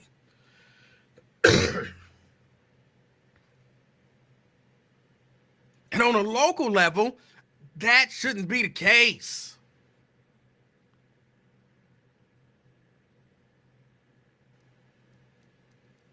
But that's just my thoughts on it. I was disappointed with the way some of y'all responded to Stefan Pryor basically saying, I wasn't aware of some of the this is what I took from it. This ain't his words. Because he probably wouldn't use a lot of these words. He would have alternative words. But him saying, I wasn't aware of parts of the process. And apparently, I think they did some stuff to me that they wasn't supposed to do. But when you don't know, you just like, it didn't feel right. Then later you find out, oh, they wasn't supposed to do it that way. But if you don't know, you don't know.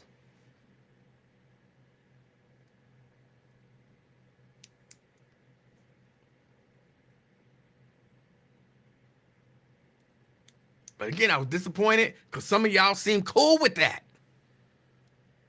If you don't know, that's your fault. But y'all, these are the people, really, these are the people trying to serve you. And then some people are always like, if you want to make a difference, then why don't you run? If you want to make a difference, if you think you can do better, why don't you run? Maybe he can do better, but he's not an insider. I don't think it's fair to tell people, if you want to do better, why don't you run? And then not give them the inside information. I don't think that's fair.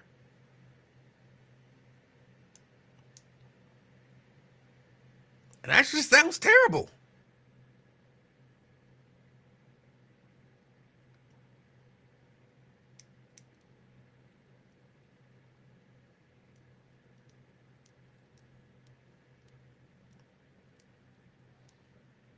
Sounds terrible. But again, some of y'all still down with it. Maybe I'll say it instead. Sounds terrible. It's a terrible thing to do. Don't do that to people.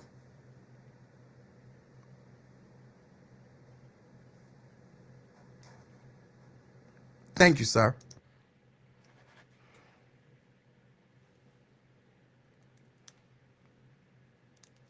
Terrible. But y'all with it.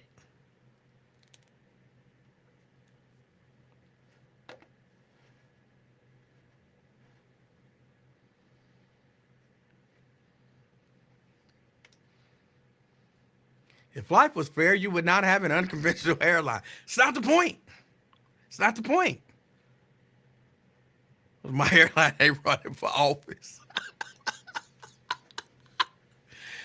It's not about life should be fair. We should want the best representation. Maybe the argument is, look, if you don't know all of the backroom shady people, then you're not going to be our best representatives because you're going to have to do some backroom shady dealing.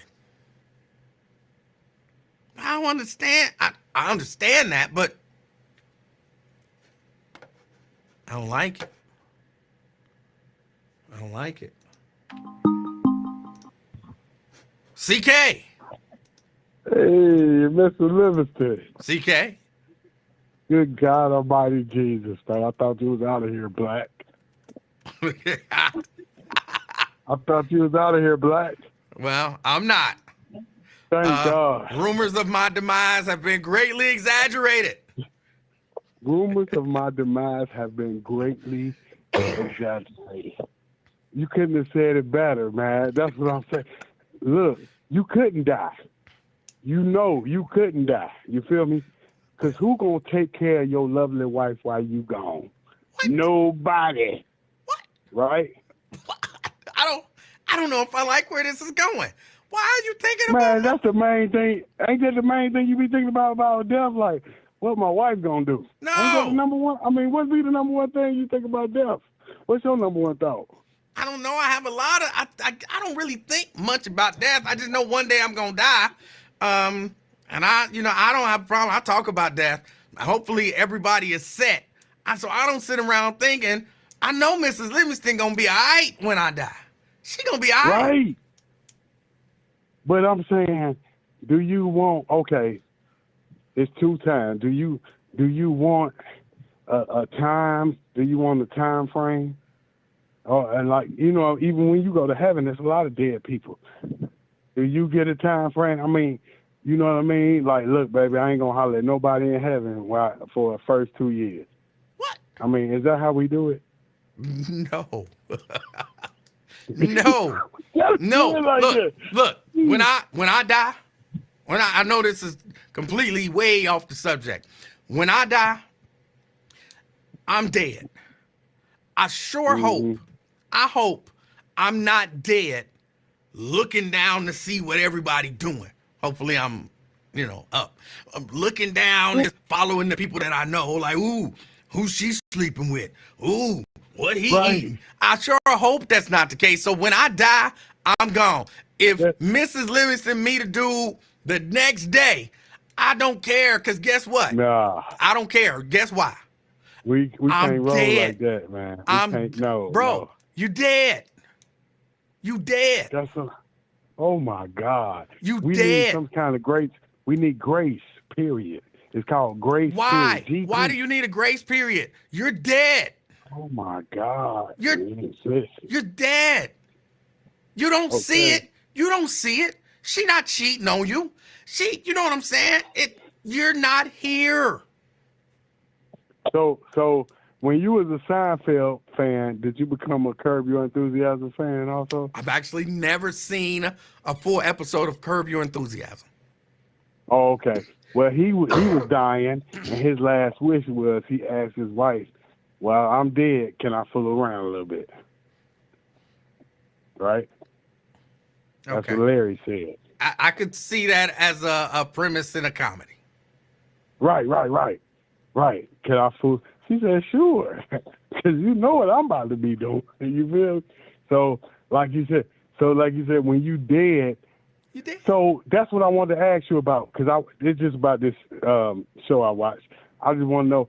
So when you dead, do you want to be able to see what's going on with the living, or do you want to just see what's going on with the dead?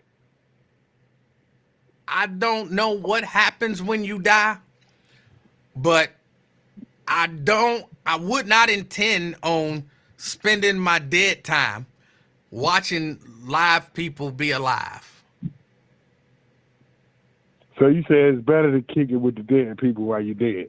I don't like the way that sounds. I don't want to be running around. No, you saying you don't want to be snooping in. So you telling me you got a little grandbaby right there, right with you right now. But so you telling me if you die, you don't want to be able to look after her, or you just want that to be over? Like, I don't want to see how she grew up. I don't want to see if she graduated or nothing. That's how you want it? I'm dead. No, I don't want it. No, I'm dead. Well, hold on. Let me correct. Do I want to know just in the moment right now? Sure. Do I think when I'm dead, I want to just be following that little baby around her whole life? Like, because that would drive me crazy. Don't eat that. Don't eat that. Don't go there. Slow down. Why you driving so fast, little baby? I don't want to just sit there and spend my life watching people who are alive do stuff. Right. That's what makes it so entertaining. Like you said, when you could die, I died before, so I could speak from experience, right? You get the option. God gives you the option. It ain't him talking directly, but you get the option. Mushrooms, Brent. Mushrooms. Go ahead. No, go ahead, CK. No, I said you get the option. You can see what's going on with the living, or you can cut that completely. It's like an option. It's like these ads, right? You could see what's going on with the living, or you could just go on with the death. You know what I mean? And it's a lot more people dead than alive, right? Did you just say? Did you? I think I heard you wrong. What did you say? It's like what? It's kind of some part of death is like living. Like, far as you could pick, like an application. Do you want to pick option? Do you want to see what's going on with your loved ones, or do you not want to see what's going on with your loved ones? Like, you could check what's going on with your daughter or not. It's up to you. Yes or no. You pick. Which one you gonna pick? Now you dead. Do you want to see what's going on with her, or do you just want to wait till she die and then holler at her? Well, what you gonna pick? First, I reject the idea, number one, that you died before and that you were presented with such an option. I reject that wholeheartedly. Number two, this is a fact. How you going to reject something that you know is a fact? Real. I don't know it to be a fact. I don't. I think you either made it up or you took some drugs that didn't agree with you. And you imagined it. Oh my God! You See, that's didn't? what's wrong with y'all living people. Y'all don't know what's going on. When people tell y'all something, y'all don't want to hear it. The truth. That's what you can't handle the truth. That's what that came from. You didn't die, and we're given an option, and that I don't believe that happened. But You do understand living people do die and come back every day. You know that happens in America. But I think that if there is a creator out there, right? Some intelligent being that created you, and when you die, they have the ability to give you that option. I believe Right. that intelligent being would know, oh, he gonna come back. I'm not even gonna present him with the option because it's unimportant, because they about to shock him and his heart gonna start back beating. So it don't make sense that you would be given. It makes. Hold on, it makes perfect sense.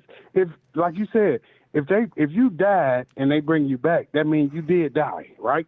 Okay. Am I lying? Your heart stopped. No, you're not lying. So you got to see a little bit of the after death, right? I reject that. That's what you see. No, I'm talking about the people that you know have seen it. What you thought they saw? I You don't know know. people that died. No. So you saying No, I don't know. it never happened? I don't know anyone who died and came back. And I don't believe necessarily just because your heart stopped or whatever and you're like clinically dead that you're dead. Hold on. So you telling me I'm drowning in the pool, you come and get me CPR and bring me back to life. I wasn't dead. Right. Oh, your mind is effed up. What kind of, see, this is what non-drugs do to your brain. That's why you need to smoke a little weed, drink a little drink or something. Because this man he knows people die, but then he just gonna just take the fact out. Well, I know they died, but they ain't seen them when they died. So you telling me they ain't seen them? How are you defining died? When your heart stops beating and they gotta try to bring you, oh. That don't mean that I reject it. That necessarily means you're dead. Oh, I got you. I see what you mean. So you saying my heart just stopped, but I'm not deceased? Right. You still got brain activity, all of that kind of stuff. So you saying in the history of Earth, no human has ever died and came back? That's what you're saying. You ready to put that on the line? No. I'm not saying that. I don't know everything about the history of Earth. And yes, it is spelled ERFF. I don't know everything about the history of Earth. But I'm just saying, if there's an intelligent being that creates life and your heart stopped, that intelligent being knows they about to shock him and his heart about to start back up. So I'm not going to pull him out and give him the option of watching his loved ones or just kicking it with dead people. The intelligent being would already know that. Mm-hmm. It's all together, man. It's all in together. I'm trying to tell you that this is how the world works. You're just rejecting the death. Okay. Yeah, you got to remember, these people lived so you could be born. And they died the same way. So I'm trying to tell you, with death, I died, not once, more than once. But I'm trying to tell you what it is when it come back. You see what I'm saying? All right. You get to make the choice. You know what I mean? I don't think that's true. Let me tell you, because I see where Fame says, hold on, showing it on the screen. I flatlined at Good Sam in 2021. It was quiet, but I did see things. Not what CK is saying. But, CK hung up. So I'm saying, look, I've never died to my knowledge. But I did pass out once. We did some stupid stuff when I was a teenager. That thing where you bend over and you breathe deeply. Like, 20, 25 times. You breathe deeply and then you hold your breath and then they push on your chest and then you pass out. I did that before. And when I passed out, it was quiet. It was dark. I saw a light and then I saw cartoons. And then the cartoons seemed to go on for a long time. And then it kind of went dark again. And I began to hear stuff and see stuff. And I woke up. Apparently, I was out for a few seconds. Clearly less than a minute. But just for a few seconds, I was out. And all of that stuff happened in my brain in the span of a few seconds. I wasn't dead, though. I can't explain any of that stuff. One of the cartoons, Brent, was the Flintstones. But I can't explain any of that stuff that went on in my head. Because the brain is really complex.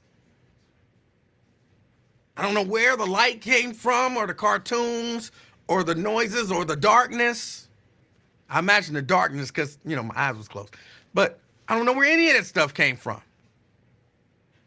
Because our brains are really complex. So I could imagine if you, flatline, or I didn't ask him the details of CK, if you drown.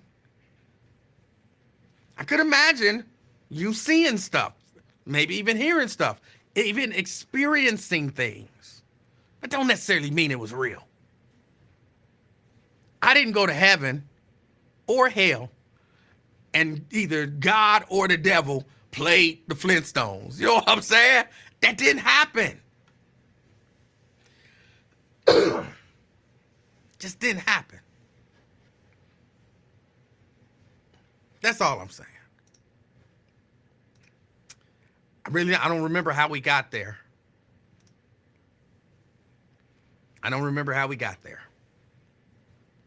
But yeah. Back to the whole other thing. From a political standpoint, I want us to change our minds. And let me say this with regard to the black people becoming Republicans. Black people becoming Republicans. Twin, I see he's back. Look, vote for who you want to vote for. I'm not here to tell you Democrats are the saviors. I'm not here to tell you Republicans are the devil. I think the Republican Party is a hate group. But I'm not here to tell you they're evil.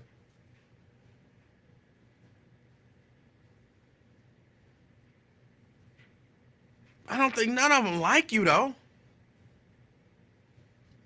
I think you only factor in, of course, in the general sense, I want to do good for the American people. You are one of the American people.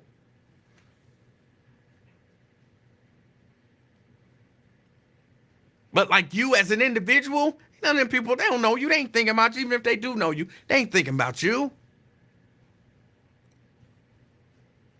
And for a lot of people, it's just how they making their living. They doing and saying whatever it takes to get elected again.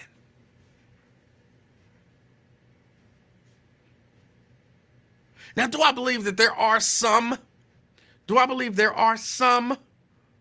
differences? Sure. There are some fundamental differences in groups of people. You got to take everybody on an individual basis. Ron says, so who should we vote for? You should figure that out for yourself. Figure that out for yourself. Like you want to vote for Trump. Vote for Trump.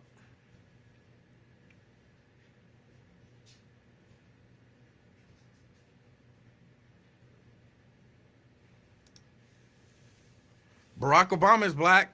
So is Kamala Harris. They don't care about us? No.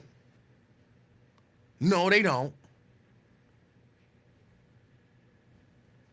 Because they working to get elected again.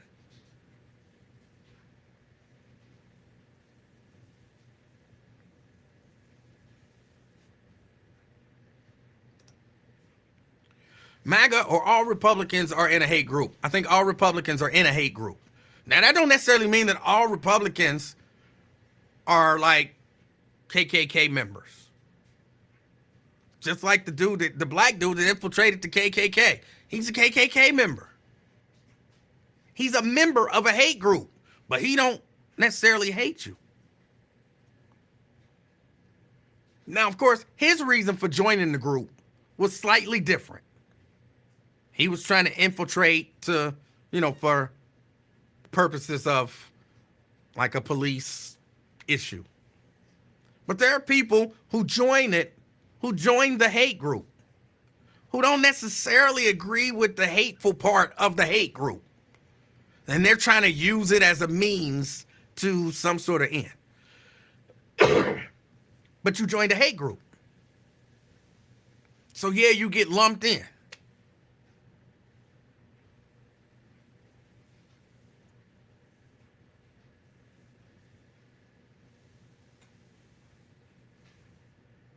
But this idea that, all these black people are turning to Republican, and that's not true. If it was so true, y'all wouldn't have to keep trying to convince us that black people are turning Republican. We wouldn't be able to deny it. The numbers would show it. 60% of black people voted Republican. Like, what? Black people are turning Republican. 91% of black people voted Democrat. Hey, well, but black people turn into Republicans. Nigga, 91% of black people voted Democrat. What do you mean they turn into Republicans?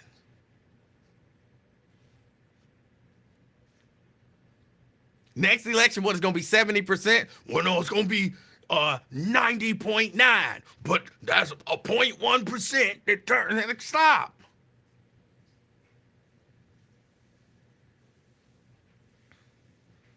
You don't have to tell us black people are turning Republican. Numbers will show it. Just because somebody do a podcast and it becomes popular and they happen to be black people, don't mean black people are turning Republican. It doesn't. Don't tell me black people are turning to vote Republican. Show me numbers with the vote. Then it's undeniable. If you tell me 60% of black people voted Republican, I can't deny then at that point that black people are moving to the Republican Party. I won't be able to deny it. But I know a marketing campaign when I hear one.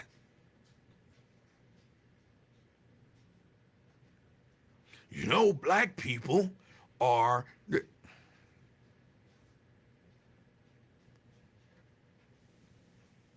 It's a marketing campaign. I keep telling you, I'm a pepper, he's a pepper, she's a pepper, we're a pepper. Wouldn't you like to be a pepper too?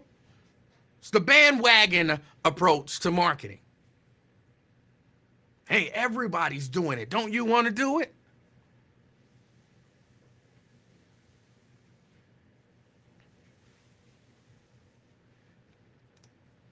Ron says if Republicans are a hate group, Democrats are too.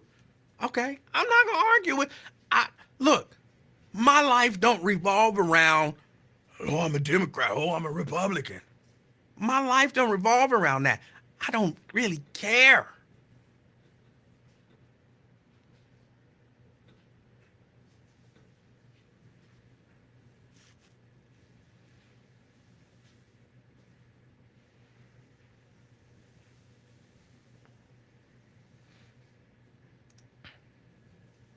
They are, E. You saw the three or cats on that podcast. That means Repubs have flipped is with all the great things they put on the table for us.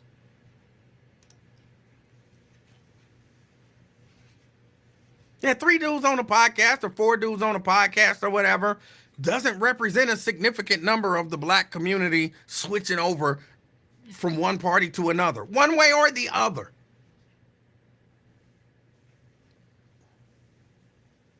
Show me the numbers.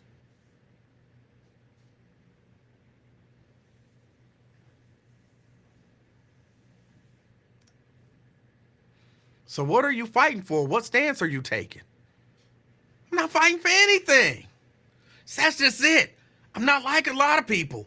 I'm not fighting for Biden. Do I think Biden is the best candidate? Yeah.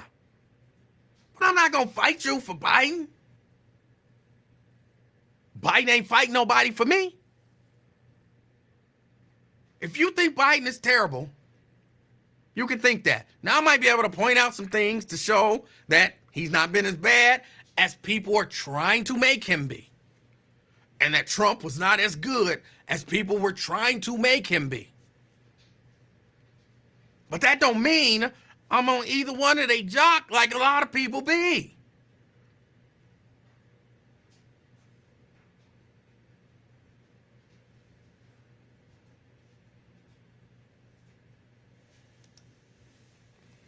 You don't believe in statistics, polls, and numbers, right? Wrong. Wrong. What type of person do you have to be to not believe in numbers? What does that even mean? I got numbers running at the bottom of the screen right now. 513-717-5464. Those are all numbers. They actually exist. Yes, I believe in numbers. I don't even know what it means to not believe in numbers. I do not deny the existence of numbers.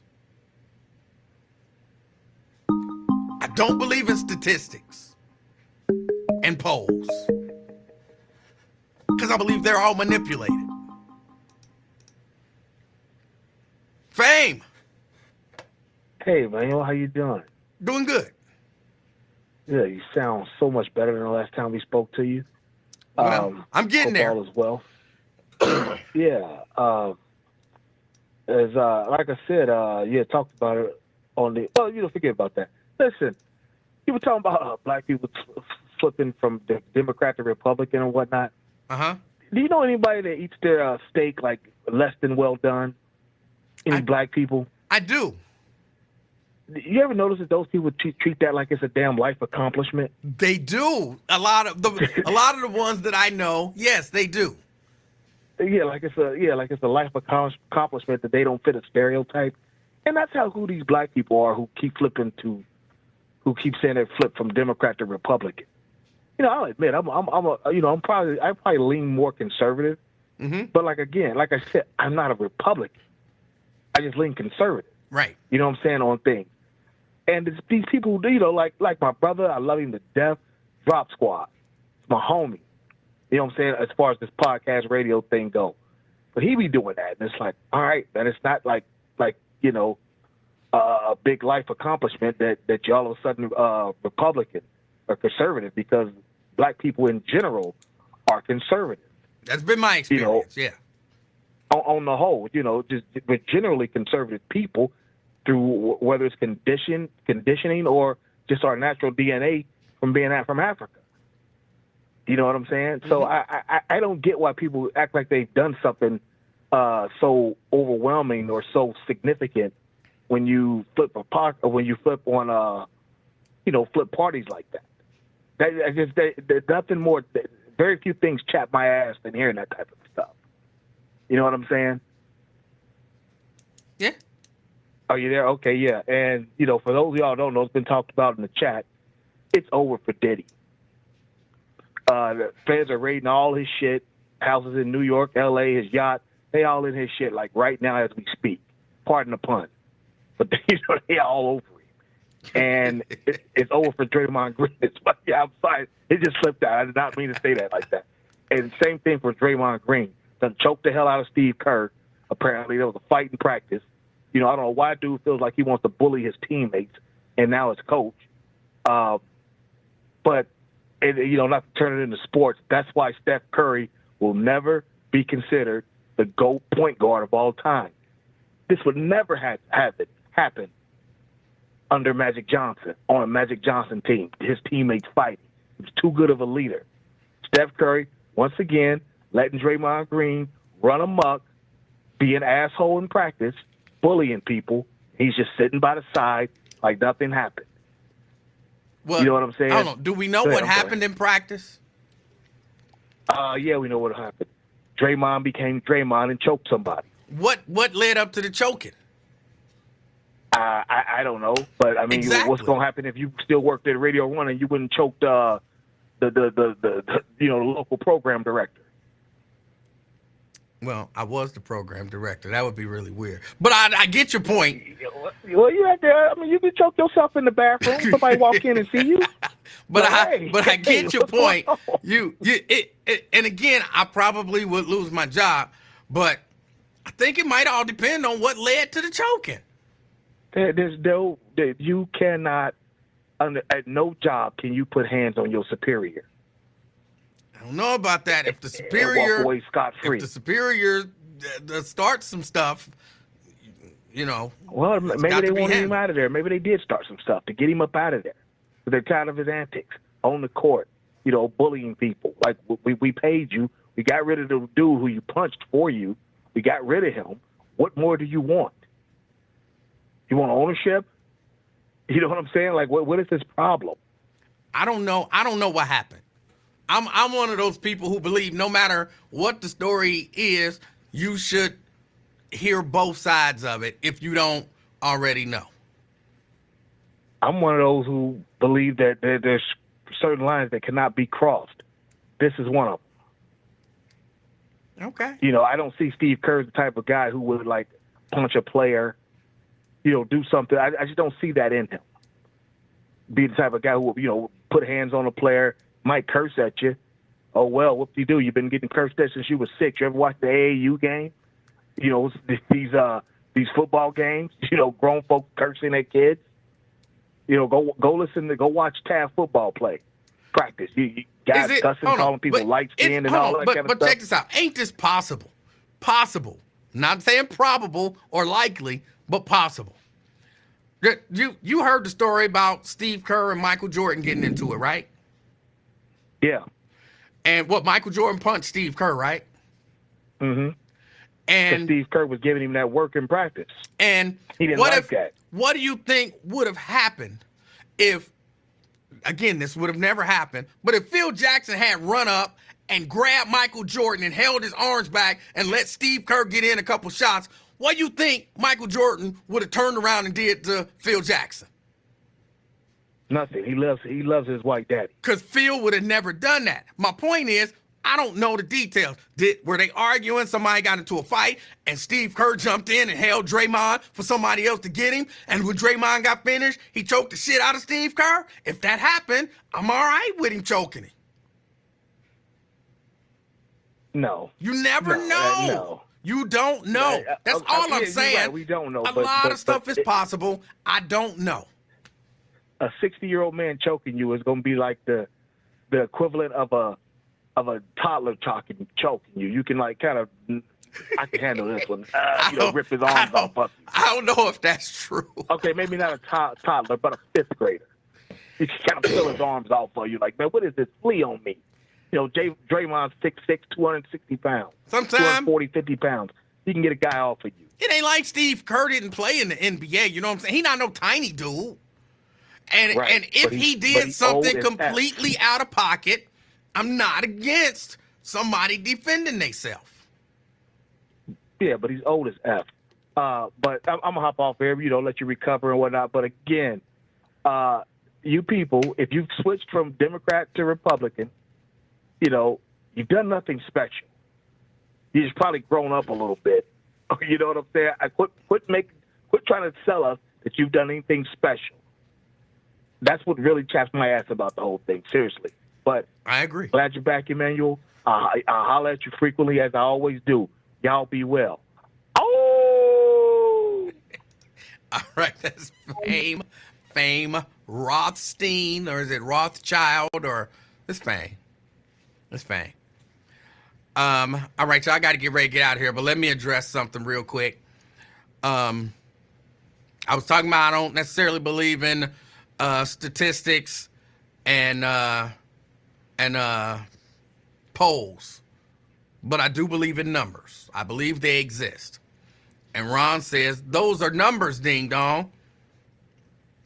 Those are the manipulation of numbers. Look, I believe in statistics when I can kind of verify it. You put 10 people in the room, 3 of them black, 7 of them white. Statistically speaking, the room is 70% white, 30% black. Yeah, I'm with that. That makes sense. But then when you go to talking about, well, but these 3 people, this, and so that represents this black people. No, those 3 people represent themselves. I don't believe in statistics in that way where you extrapolate it and you create a situation where a few people represent a great number of people. I don't believe in that. I don't believe in polls because it's the same thing. We gonna call 1,000 people and then we gonna take those numbers and say, this is what everybody in America thinks. No, that's what those 1,000 people thought. So while they use numbers many times, statistics and polls are not numbers. You look at the crime statistics, you know that's voluntary, right? The city of Cincinnati does not have to give numbers to the FBI to include in their crime statistics. It's voluntary. And believe it or not, a lot of places don't participate. A lot of rural, I can never say that right. A lot of rural, every time I say it, I feel like Scooby-Doo or something. But a lot of rural areas, they don't contribute. And we be looking at those statistics like, yeah, black people committing all the crime. We didn't get what they doing up in the mountains. They not included. Black people make up 12% of the population. They commit 40% of all the crime or 60% of all the crime. No, they didn't include a lot of them other people. Because they don't have to. So I don't believe those statistics. Do I think they might be close? They might be. They might be. But do I believe in them? No. No.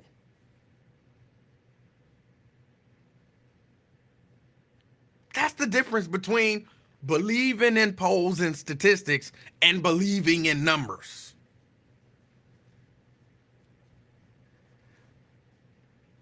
So, Sierra, I've never been anti-number. I don't even understand what that would mean. What would that entail?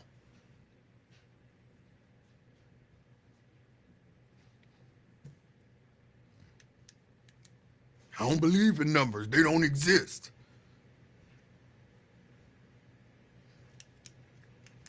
Could you live your life in current modern day life without believing in numbers?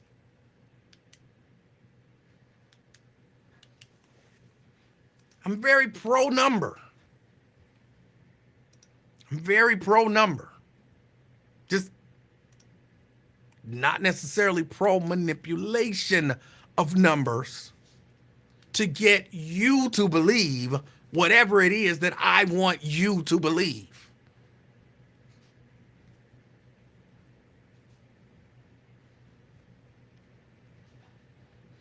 All right, y'all, I got to get out of here. I appreciate everybody hanging out with me.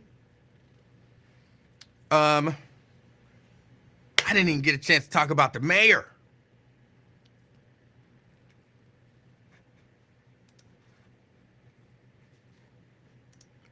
Who was polled? What questions were asked? Exactly. All of that matters. And again, those people only represent themselves. What's a representative sample? So then you can take that and you can extrapolate it, and there's a margin of error, and so then you can say that represents that. No, you can't. I'll tell y'all a quick story. It's really quick. Nielsen uses these things called PPMs, portable people meters. That's how they determine ratings for television, radio, all that kind of stuff. It's like a pedometer that you put on and you wear it all day, all night. And you walk around and it hears everything that you hear. And let's say your favorite radio station sends out a signal to that meter to let that meter know you listening to that radio station. That's why you can't just listen to music and they be like, oh, well, the Wiz is playing that song, so he must be listening to the Wiz. It's not how it works. There's a signal. I'm simplifying it, but there's a signal that the radio station is sending out along with the song to let the meter know that's what you listening to, right? And they do that representative sample stuff because, of course, everybody in America can't have a meter. So they do representative samples. They give them to old people. They give them to young people. They give them to kids. They give them to white people, to black people, however, all the ways that we divide ourselves, they give it to them. All the ways that we divide ourselves, they give it to them, right? So when I was doing a show on a radio station, I had amazing numbers with young people, like 12 years old, like amazing numbers. Now, I don't remember. They came in and they talked to us and kind of told us, gave us an idea of how many meters are out there. But I don't remember the number, but I remember thinking, that's not nearly enough meters to be able to accurately determine who's listening to what. That's not enough. Like if there's, I promise you, I'm just completely making this up. But like if there's 300,000 people in Cincinnati, maybe 200 of them got meters. But those 200 people decide the ratings for the whole 300,000 people in the market. Right?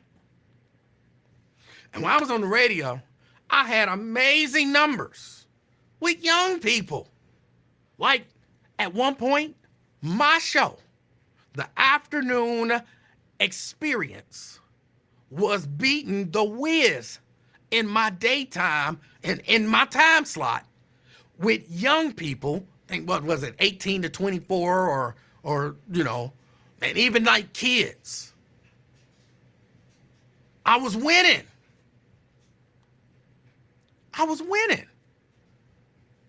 And you know what? The vice president of programming came into the market, and one day I was saying, like, I got good numbers. And I was showing them the numbers. This is before they took away my access to the numbers, which they did, by the way. And I was like, I got good numbers. And he said to me, that ain't nothing but a couple kids in the car with their mama, and they mama like your show. So they mama listen to your show every day while the kids is in the car. So they have to be in the car. And they keep their meters with them when they in the car.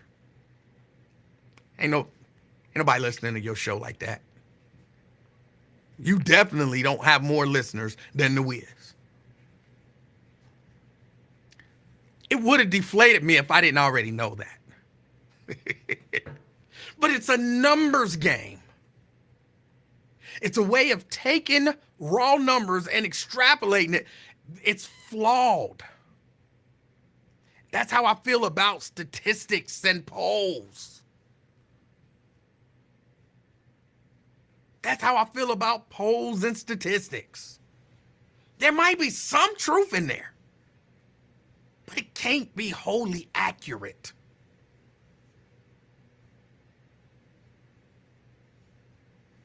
Ron says it's apples and oranges comparison. No, it's an apples to apples comparison. It's taking a representative sample and extrapolating it out to say that this is what the larger number of people are doing. It's apples to apples. That's what a poll does. What do you think when they poll, we polled 1,000 adults and Americans prefer this. You only polled 1,000 people. It's apples to apples.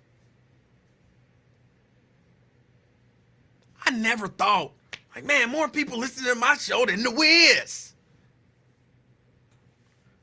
I used to say that to them every once in a while and show them the numbers. But everybody knew it wasn't true, and they know I just like to pick with people.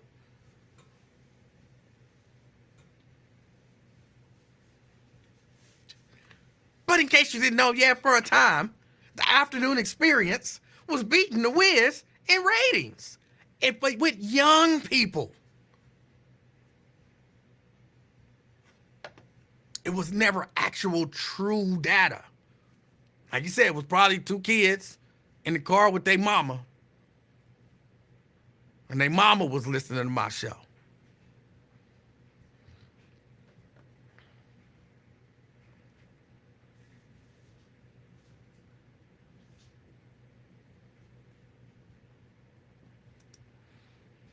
A 16-year-old is not going to vote in any election, apples and oranges.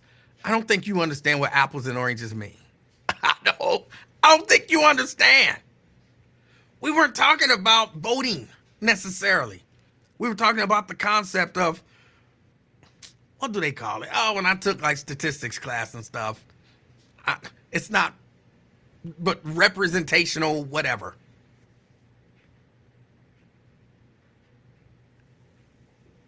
That's what we were talking about. And it's the exact same concept. It's what they do with ratings. All right, y'all. I do got to get out of here. All right, I do have to leave. Sorry, Janice. Sorry, Janice.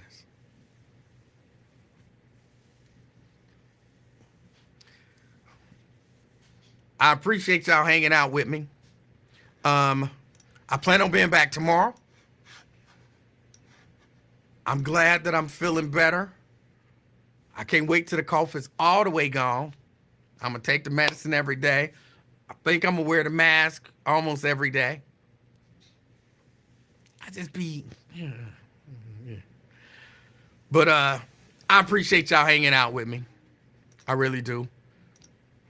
If you are out and about today, and it's a beautiful day out, I actually got to run to the hardware store and get some washers.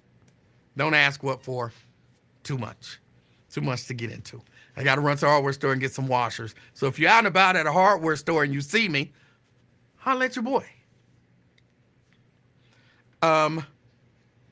Also, if you're out and about and you're interacting with people, be the reason that somebody smiles today, all right? Till next time, I'm out, y'all. Peace.